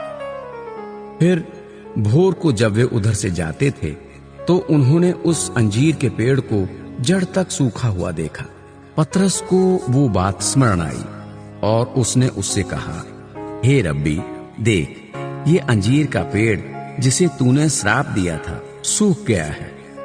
यीशु ने उसको उत्तर दिया, परमेश्वर पर विश्वास रखो। मैं तुमसे सच कहता हूं कि जो कोई इस पहाड़ से कहे कि तू उखड़ जा और समुद्र में जा पड़, और अपने मन में संदेह ना करे, वरन प्रतीति करे कि जो कहता हूं वो हो जाएगा, तो उसके लिए वही होगा। इसलिए मैं तुमसे कहता हूं कि जो कुछ तुम प्रार्थना करके मांगो तो प्रतीति कर लो कि तुम्हें मिल गया और तुम्हारे लिए हो जाएगा। और जब कभी तुम खड़े हुए प्रार्थना करते हो तो यदि तुम्हारे मन में किसी के प्रति कुछ विरोध हो तो क्षमा करो, इसलिए कि तुम्हारा स्वर्गीय पिता भी तुम्हारे अपराध क्षमा करे। और यदि तुम क्षमा ना करो तो तुम्हारा पिता भी जो स्वर्ग में है तुम्हारा अपराध क्षमा न करेगा। वे फिर यरूशलेम में आए, और जब वो मंदिर में टहल रहा था तो प्रधान याजक और शास्त्री और पुरनिये उसके पास आकर पूछने लगे, तू ये काम किस अधिकार से करता है, और ये अधिकार तुझे किसने दिया है कि तू ये काम करे? यीशु ने उनसे कहा, मैं भी तुमसे एक बात पूछता हूं, मुझे उत्तर दो तो मैं तुम्हें बताऊंगा कि ये काम किस अधिकार से करता हूं। यूहन्ना का बपतिस्मा क्या स्वर्ग की ओर से था या मनुष्यों की ओर से था? मुझे उत्तर दो। तब वे आपस में विवाद करने लगे कि यदि हम कहें स्वर्ग की ओर से तो वो कहेगा, फिर तुमने उसकी प्रतीति क्यों नहीं की? और यदि हम कहें मनुष्यों की ओर से तो लोगों का डर है, क्योंकि सब जानते हैं कि यूहन्ना सचमुच भविष्यद्वक्ता था। अतः उन्होंने यीशु को उत्तर दिया, हम नहीं जानते। यीशु ने उनसे कहा, मैं भी तुमको नहीं बताता कि ये काम किस अधिकार से करता हूं। अध्याय 12। फिर वो दृष्टांतों में उनसे बातें करने लगा।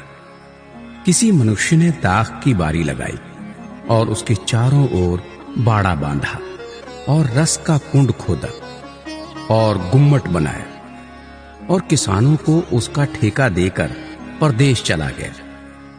फिर फल के मौसम में उसने किसानों के पास एक दास को भेजा कि किसानों से दाख की बारी के फलों का भाग ले, पर उन्होंने उसे पकड़कर पीटा और छूछे हाथ लौटा दिया। फिर उसने एक और दास को उनके पास भेजा। उन्होंने उसका सिर फोड़ डाला और उसका अपमान किया। फिर उसने एक और को भेजा। उन्होंने उसे मार डाला। तब उसने और बहुतों को भेजा। उनमें से उन्होंने कुछ को पीटा और कुछ को मार डाला। अब एक ही रह गया था जो उसका प्रिय पुत्र था। अंत में उसने उसे भी उनके पास ये सोचकर भेजा कि वे मेरे पुत्र का आदर करेंगे। पर उन किसानों ने आपस में कहा, यही तो वो वारिस है, आओ हम इसे मार डालें, तब मिरास हमारी हो जाएगी। और उन्होंने उसे पकड़कर मार डाला और दाख की बारी के बाहर फेंक दिया। इसलिए दाख की बारी का स्वामी क्या करेगा? वो आकर उन किसानों का नाश करेगा और दाख की बारी दूसरों को दे देगा। क्या तुमने पवित्र शास्त्र में ये वचन नहीं पढ़ा? जिस पत्थर को राजमिस्त्रियों ने निकम्मा ठहराया था, वही कोने का सिरा हो गया। ये प्रभु की ओर से हुआ और हमारी दृष्टि में अद्भुत है। तब उन्होंने उसे पकड़ना चाहा, क्योंकि समझ गए थे कि उसने हमारे विरोध में ये दृष्टांत कहा है। पर वे लोगों से डरे और उसे छोड़कर चले गए।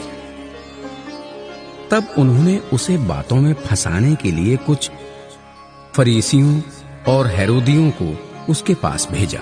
उन्होंने आकर उससे कहा, हे गुरु, हम जानते हैं कि तू सच्चा है और किसी की परवाह नहीं करता, क्योंकि तू मनुष्यों का मुंह देखकर बातें नहीं करता, परंतु परमेश्वर का मार्ग सच्चाई से बताता है। तो क्या कैसर को कर देना उचित है या नहीं? हम दें या ना दें? उसने उनका कपट जानकर उनसे कहा, मुझे क्यों परखते हो? 1 दिनार मेरे पास लाओ कि मैं उसे देखूं। वे ले आए और उसने उनसे कहा, ये छाप और नाम किसका है? उन्होंने कहा, कैसर का। यीशु ने उनसे कहा, जो कैसर का है वो कैसर को, और जो परमेश्वर का है परमेश्वर को दो। तब वे उस पर बहुत अचंभा करने लगे।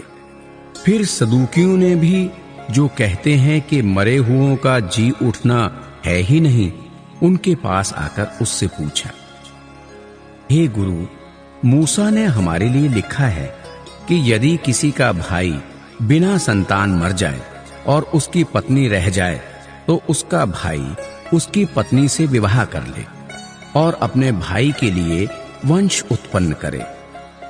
7 भाई थे। पहला भाई विवाह करके बिना संतान मर गया। तब दूसरे भाई ने उस स्त्री से विवाह कर लिया और बिना संतान मर गया, और वैसे ही तीसरे ने भी किया, और 7 से संतान ना हुई। सबके पीछे वो स्त्री भी मर गई। अतः जी उठने पर वो उनमें से किसकी पत्नी होगी, क्योंकि वो 7 की पत्नी हो चुकी थी। यीशु ने उनसे कहा, क्या तुम इस कारण से भूल में नहीं पड़े हो कि तुम ना तो पवित्र शास्त्र ही को जानते हो और ना ही परमेश्वर की सामर्थ्य को? क्योंकि जब वे मरे हुओं में से जी उठेंगे, तो वे ना विवाह करेंगे और ना विवाह में दिए जाएंगे, परंतु स्वर्ग में दूतों के समान होंगे। मरे हुओं के जी उठने के विषय में क्या तुमने मूसा की पुस्तक में झाड़ी की कथा में नहीं पढ़ा कि परमेश्वर ने उससे कहा, मैं अब्राहम का परमेश्वर और इसहाक का परमेश्वर और याकूब का परमेश्वर हूं। परमेश्वर मरे हुओं का नहीं, वरन जीवितों का परमेश्वर है। अतः तुम बड़ी भूल में पड़े हो। शास्त्रियों में से एक ने आकर उन्हें विवाद करते सुना, और ये जानकर कि उसने उन्हें अच्छी रीति से उत्तर दिया, उससे पूछा, सबसे मुख्य आज्ञा कौन सी है? यीशु ने उसे उत्तर दिया, सब आज्ञाओं में से ये मुख्य है, हे इज़राइल सुन, प्रभु हमारा परमेश्वर एक ही प्रभु है, और तू प्रभु अपने परमेश्वर से अपने सारे मन से और अपने सारे प्राण से और अपनी सारी बुद्धि से और अपनी सारी शक्ति से प्रेम रखना।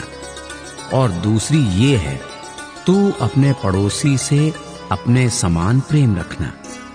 इससे बड़ी और कोई आज्ञा नहीं। शास्त्री ने उससे कहा, हे गुरु, बहुत ठीक, तूने सच कहा कि वो एक ही है और उसे छोड़ और कोई नहीं, और उससे सारे मन और सारी बुद्धि और सारे प्राण और सारी शक्ति के साथ प्रेम रखना, और पड़ोसी से अपने समान प्रेम रखना सारे होम बलियों और बलिदानों से बढ़कर है।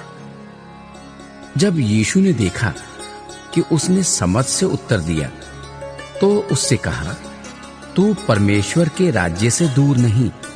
और किसी को फिर उससे कुछ पूछने का साहस ना हुआ। फिर यीशु ने मंदिर में उपदेश करते हुए ये कहा, शास्त्री कैसे कहते हैं कि मसीह दाऊद का पुत्र है? दाऊद ने आप ही पवित्र आत्मा में होकर कहा है, प्रभु ने मेरे प्रभु से कहा, मेरे दाहिने बैठ, जब तक कि मैं तेरे बैरियों को तेरे पांवों की पीढ़ी ना कर दूं। दाऊद तो आप ही उसे प्रभु कहता है, फिर वो उसका पुत्र कहां से ठहरा? और भीड़ के लोग उसकी आनंद से सुनते थे। उसने अपने उपदेश में उनसे कहा, शास्त्रियों से चौकस रहो, जो लंबे लंबे चोगे पहने हुए फिरना और बाजारों में नमस्कार और आराधनालयों में मुख्य मुख्य आसन और भोज में मुख्य मुख्य स्थान भी चाहते हैं। वे विधवाओं के घरों को खा जाते हैं और दिखाने के लिए बड़ी देर तक प्रार्थना करते रहते हैं। ये अधिक दंड पाएंगे। वो मंदिर के भंडार के सामने बैठकर देख रहा था कि लोग मंदिर के भंडार में किस प्रकार पैसे डालते हैं, और बहुत से धनवानों ने बहुत कुछ डाला। इतने में एक कंगाल विधवा ने आकर 2 दमड़ियां, जो एक अधेले के बराबर होती हैं, डाली। तब उसने अपने चेलों को पास बुलाकर उनसे कहा, मैं तुमसे सच कहता हूं कि मंदिर के भंडार में डालने वालों में से इस कंगाल विधवा ने सबसे बढ़कर डाला है, क्योंकि सबने अपने धन की बढ़ती में से डाला है, परंतु इसने अपनी घटी में से जो कुछ उसका था, अर्थात अपनी सारी जीविका डाल दी है।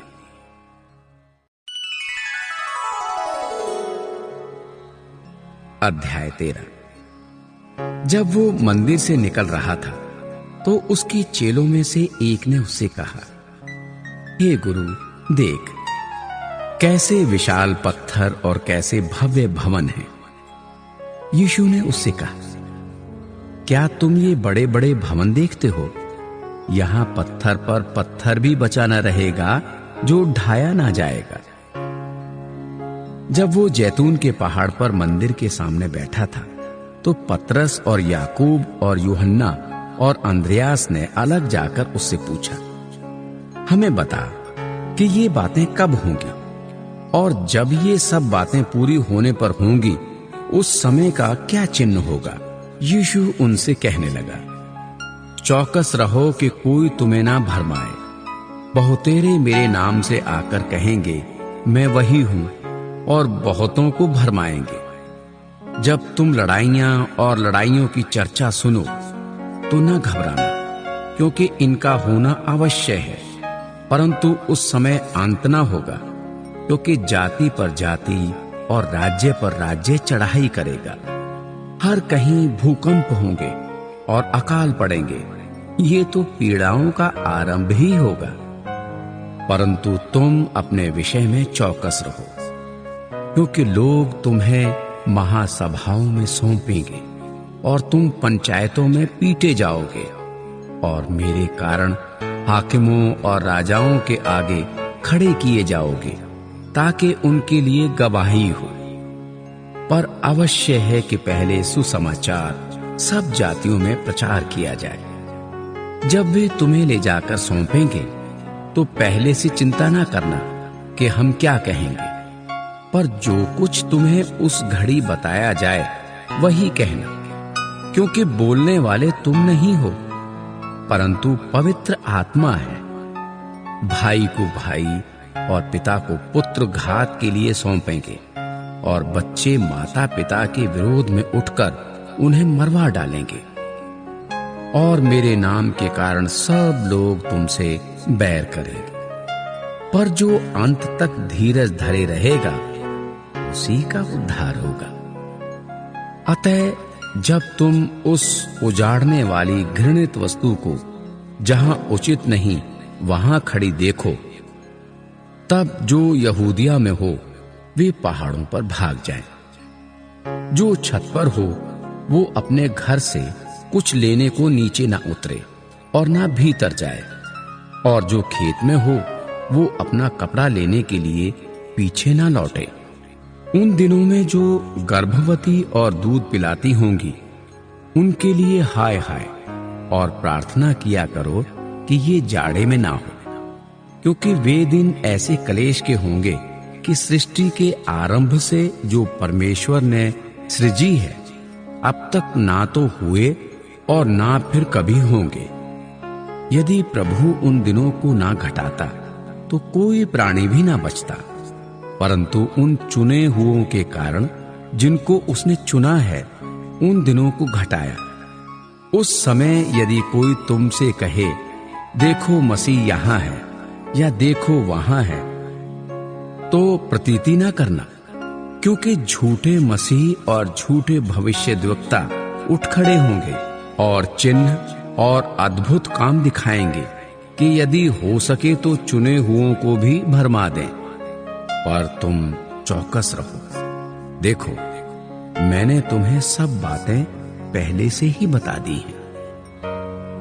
उन दिनों में उस कलेश के बाद सूरज अंधेरा हो जाएगा और चांद प्रकाश न देगा, और आकाश से तारागण गिरने लगेंगे और आकाश की शक्तियां हिलाई जाएंगी। तब लोग मनुष्य के पुत्र को बड़ी सामर्थ्य और महिमा के साथ बादलों में आते देखेंगे। उस समय वो अपने दूतों को भेजकर पृथ्वी के इस छोर से आकाश के उस छोर तक चारों दिशाओं से अपने चुने हुए लोगों को इकट्ठा करेगा। अंजीर के पेड़ से ये दृष्टांत सीखो। जब उसकी डाली कोमल हो जाती और पत्ते निकलने लगते हैं, तो तुम जान लेते हो कि ग्रीष्म काल निकट है। इसी प्रकार जब तुम इन बातों को होते देखो, तो जान लो कि वो निकट है, वरन द्वार ही पर है। मैं तुमसे सच कहता हूं कि जब तक ये सब बातें ना हो लेंगी, तब तक ये लोग जाते ना रहेंगे। आकाश और पृथ्वी टल जाएंगे, परंतु मेरी बातें कभी ना टलेंगी। उस दिन या उस घड़ी के विषय में कोई नहीं जानता, ना स्वर्ग के दूत और ना पुत्र, परंतु केवल पिता। देखो, जागते और प्रार्थना करते रहो, क्योंकि तुम नहीं जानते कि वो समय कब आएगा। ये उस मनुष्य की सी दशा है जो परदेश जाते समय अपना घर छोड़ जाए और अपने दासों को अधिकार दे और हरेक को उसका काम बता दे और द्वारपाल को जागते रहने की आज्ञा दे। इसलिए जागते रहो, क्योंकि तुम नहीं जानते कि घर का स्वामी कब आएगा, सांझ को या आधी रात को, या मुर्ग के बांग देने के समय या भोर को। ऐसा ना हो कि वो अचानक आकर तुम्हें सोते पाए। और जो मैं तुमसे कहता हूं वही सबसे कहता हूं, जागते रहो।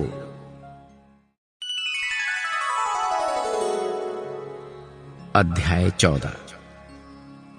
2 दिन के बाद फसह और अख़मीरी रोटी का पर्व होने वाला था। प्रधान याजक और शास्त्री इस बात की खोज में थे कि उसे कैसे छल से पकड़कर मार डालें, परंतु कहते थे, पर्व के दिन नहीं, कहीं ऐसा ना हो कि लोगों में बलवा मचे। जब वो बैतनिया में शैमोन कोढ़ी के घर भोजन करने बैठा हुआ था, तब एक स्त्री संगमरमर के पात्र में जटामासी का बहुमूल्य शुद्ध इत्र लेकर आई और पात्र तोड़कर इत्र को उसके सिर पर उंडेला। परंतु कोई कोई अपने मन में ईर्ष्या कर कहने लगे, इस इत्र का क्यों सत्यानाश किया गया, क्योंकि ये इत्र तो 300 दिनार से अधिक मूल्य में बेचा जाकर कंगालों में बांटा जा सकता था। और वे उसको झिड़कने लगे। यीशु ने कहा, उसे छोड़ दो, उसे क्यों सताते हो? उसने तो मेरे साथ भलाई की है। कंगाल तुम्हारे साथ सदा रहते हैं और तुम जब चाहो तब उनसे भलाई कर सकते हो, पर मैं तुम्हारे साथ सदा न रहूंगा। जो कुछ वो कर सकी उसने किया।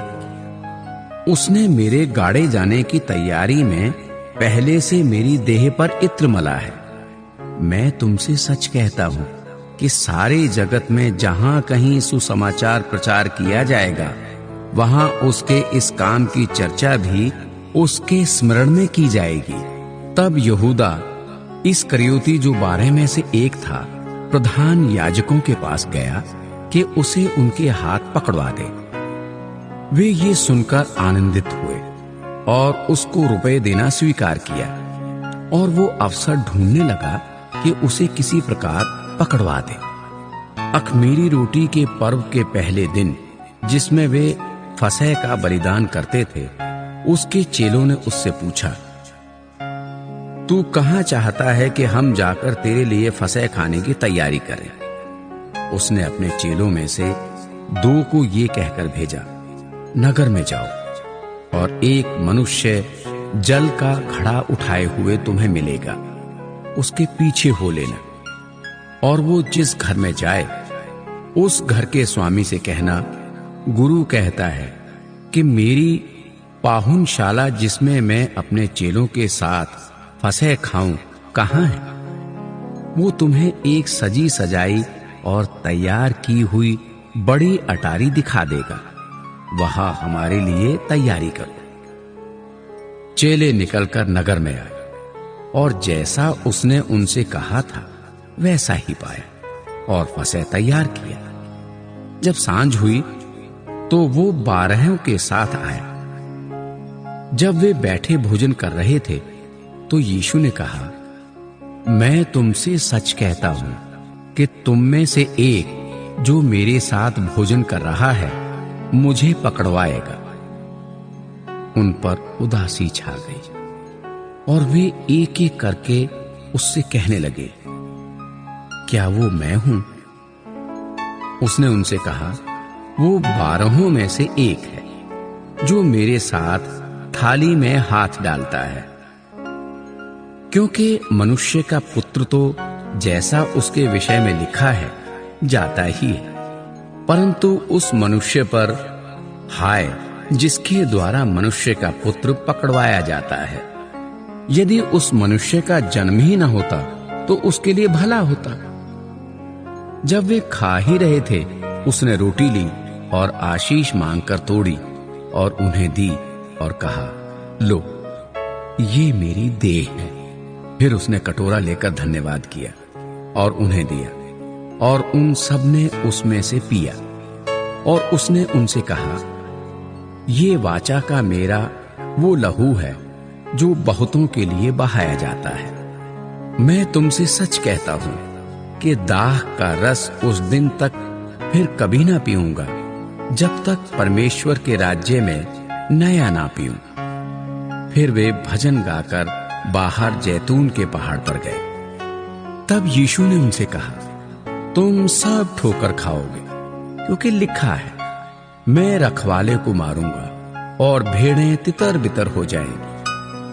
परंतु मैं अपने जी उठने के बाद तुमसे पहले गलील को जाऊंगा।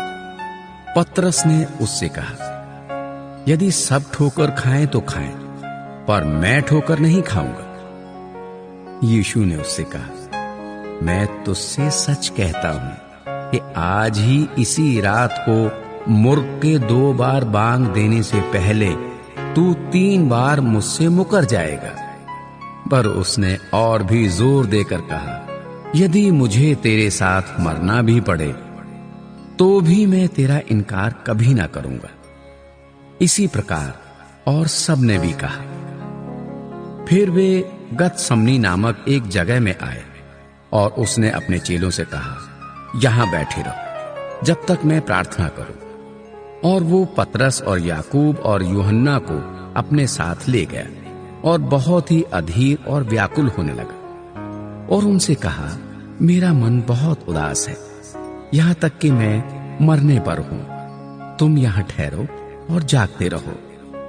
फिर वो थोड़ा आगे बढ़ा और भूमि पर गिरकर प्रार्थना करने लगा कि यदि हो सके तो ये घड़ी मुझ पर से टल जाए।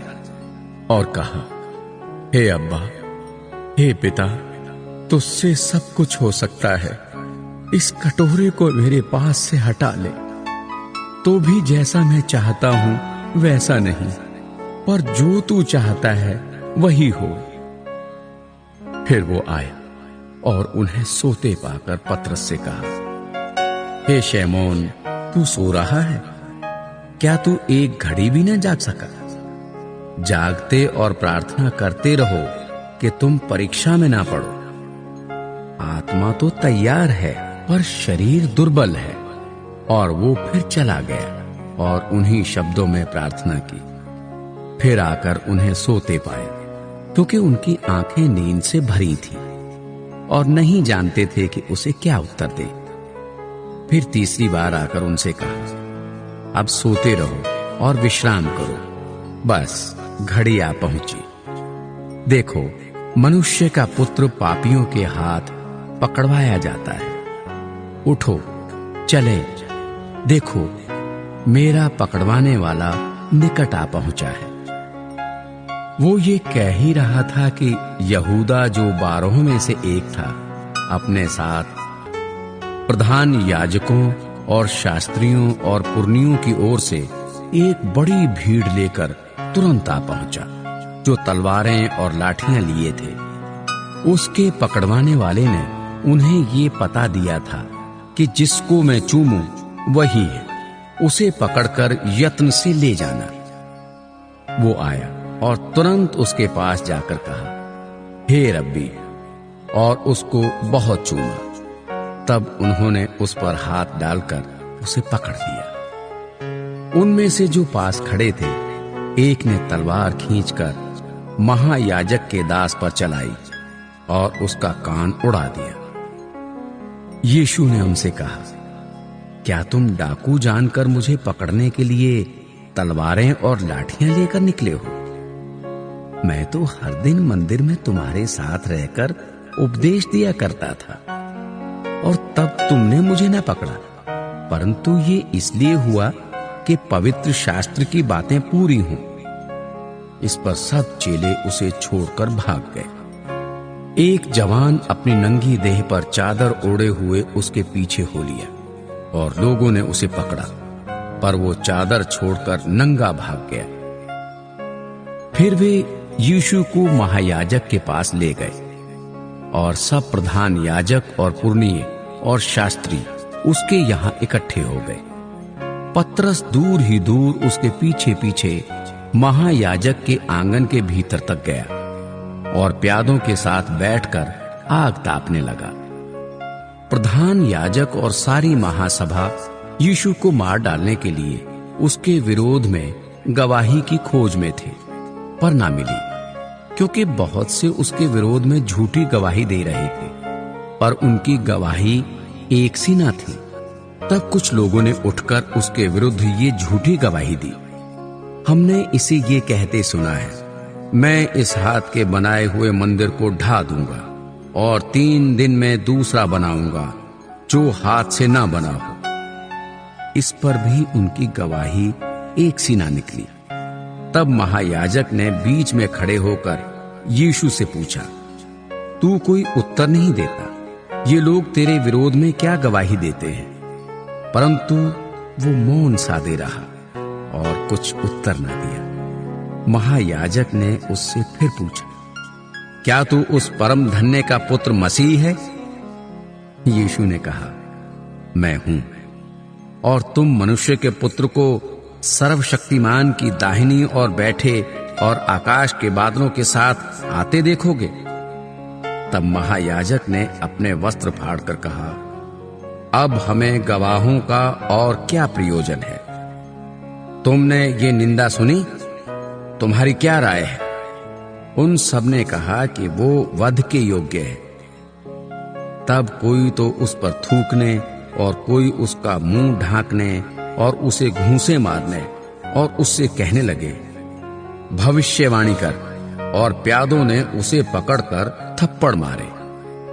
जब पतरस नीचे आंगन में था तो महायाजक की दासियों में से एक वहां आई और पतरस को आग तापते देख उसे टकटकी लगाकर देखा और कहने लगी, तू भी तो उस नासरी यीशु के साथ था। वो मुकर गया और कहा, मैं नहीं जानता और ना ही समझता हूं कि तू क्या कह रही है। फिर वो बाहर देवड़ी में गया और मुर्ग ने बांग दी। वो दासी उसे देखकर उनसे जो पास खड़े थे फिर कहने लगी, ये उनमें से एक है। परंतु वो फिर मुकर गया। थोड़ी देर बाद उन्होंने जो पास खड़े थे फिर पतरस से कहा, निश्चय तू उनमें से एक है, क्योंकि तू गलीली भी है। तब वो धिक्कारने और शपथ खाने लगा, मैं उस मनुष्य को जिसकी तुम चर्चा करते हो नहीं जानता। तब तुरंत दूसरी बार मुर्ग ने बांग दी। पतरस को वो बात जो यीशु ने उससे कही थी स्मरण आई, मुर्ग के 2 बार बांग देने से पहले तू 3 बार मेरा इनकार करेगा। और वो इस बात को सोचकर रोने लगा।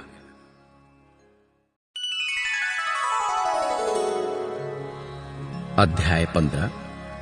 भोर होते ही तुरंत प्रधान याजकों, पुरनियों और शास्त्रियों ने वरन सारी महासभा ने सलाह करके यीशु को बंधवाया और उसे ले जाकर पिलातुस के हाथ सौंप दिया। पिलातुस ने उससे पूछा, क्या तू यहूदियों का राजा है?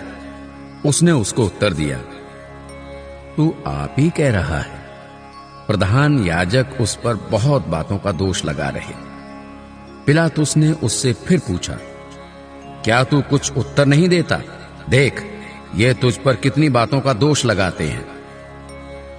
यीशु ने फिर कुछ उत्तर नहीं दिया, यहां तक कि पिलातुस को बड़ा आश्चर्य हुआ। पिलातुस उस पर्व में किसी एक बंदी को जिसे वे चाहते थे उनके लिए छोड़ दिया करता था।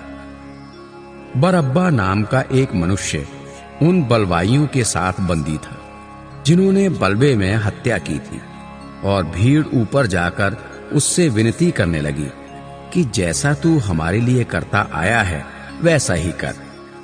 पिलातुस ने उनको उत्तर दिया, क्या तुम चाहते हो कि मैं तुम्हारे लिए यहूदियों के राजा को छोड़ दूं?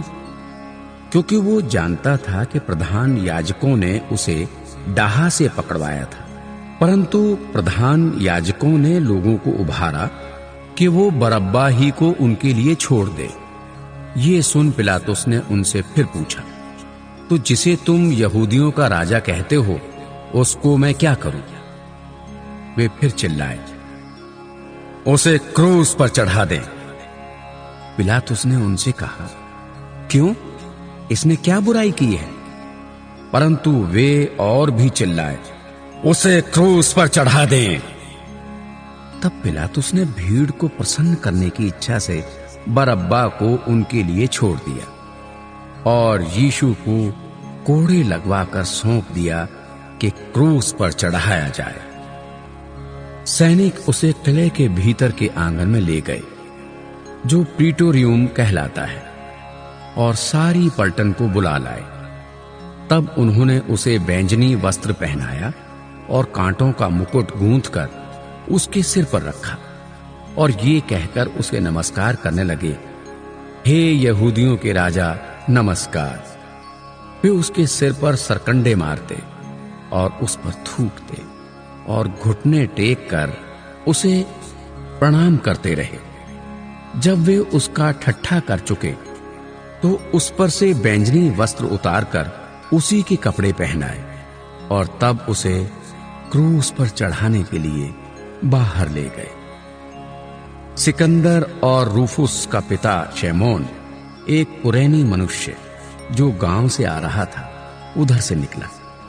उन्होंने उसे बेगार में पकड़ा कि उसका क्रूस उठा ले चले। वे यीशु को गुलगुता नामक जगह पर, जिसका अर्थ खोपड़ी की जगह है, लाए। वहां उसे मुर्र मिला हुआ दाखरस देने लगे, परंतु उसने नहीं लिया।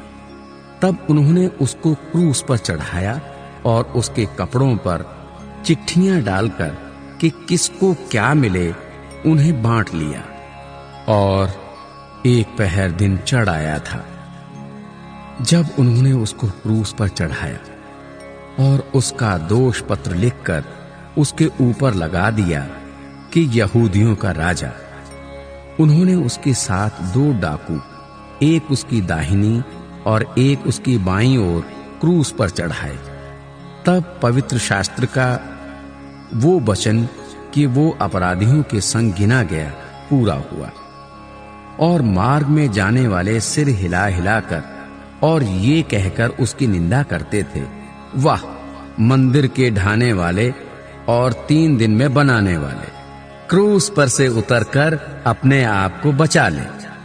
इस रीति से प्रधान याजक भी शास्त्रियों समेत आपस में ठट्ठे से कहते थे, इसने औरों को बचाया पर अपने को नहीं बचा सकता।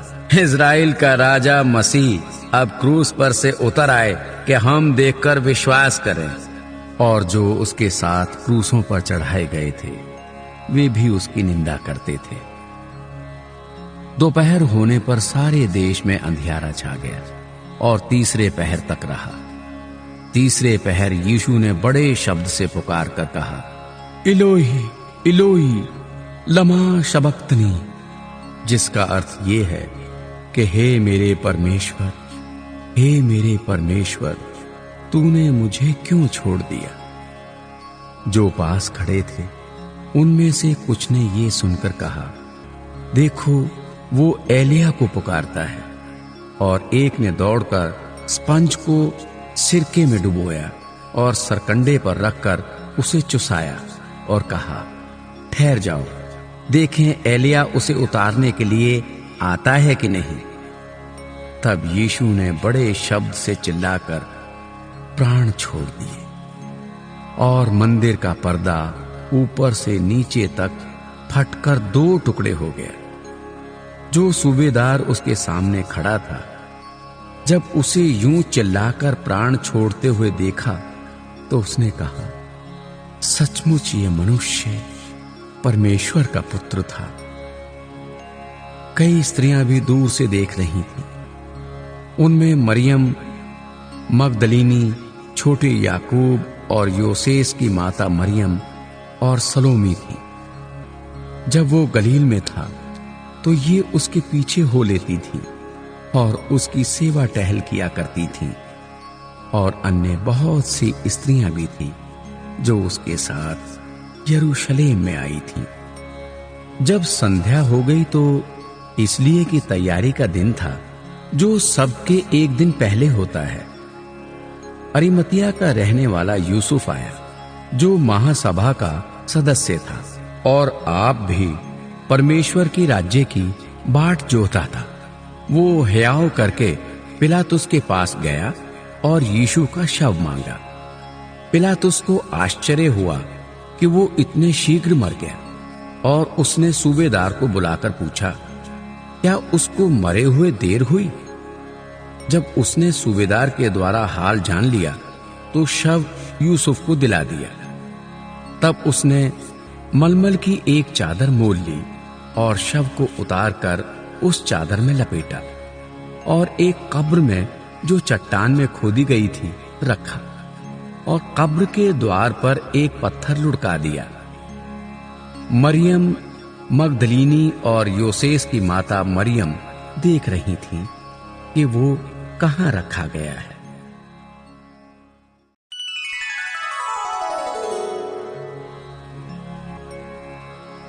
अध्याय 16। जब सब्त का दिन बीत गया तो मरियम मगदलीनी और याकूब की माता मरियम और सलोमी ने सुगंधित वस्तुएं मोल ली कि आकर उस पर मले। सप्ताह के पहले दिन बड़े भोर जब सूरज निकला ही था, वे कब्र पर आई और आपस में कहती थीं, हमारे लिए कब्र के द्वार पर से पत्थर कौन लुढ़काएगा? जब उन्होंने आंख उठाई तो देखा कि पत्थर लुढ़का हुआ है। वो बहुत ही बड़ा था। कब्र के भीतर जाकर उन्होंने एक जवान को श्वेत वस्त्र पहने हुए दाहिनी ओर बैठे देखा और बहुत चकित हुई। उसने उनसे कहा, चकित मत हो, तुम यीशु नासरी को जो क्रूस पर चढ़ाया गया था ढूंढती हो। वो जी उठा है, यहां नहीं है। देखो, यही वो स्थान है जहां उन्होंने उसे रखा था। परंतु तुम जाओ और उसके चेलों और पतरस से कहो कि वो तुमसे पहले गलील को जाएगा। जैसा उसने तुमसे कहा था, तुम वहीं उसे देखोगे। और वे निकलकर कब्र से भाग गईं, क्योंकि कंपकपी और घबराहट उन पर छा गई थी। और उन्होंने किसी से कुछ ना कहा, क्योंकि डरती थी। सप्ताह के पहले दिन भोर होते ही वो जी उठकर पहले पहल मरियम मगदलीनी को, जिसमें से उसने 7 दुष्ट आत्माएं निकाली थीं, दिखाई दिया।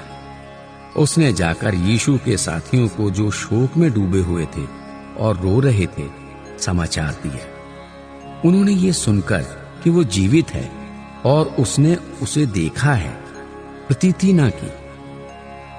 इसके बाद वो दूसरे रूप में उनमें से 2 को, जब वे गांव की ओर जा रहे थे, दिखाई दिया।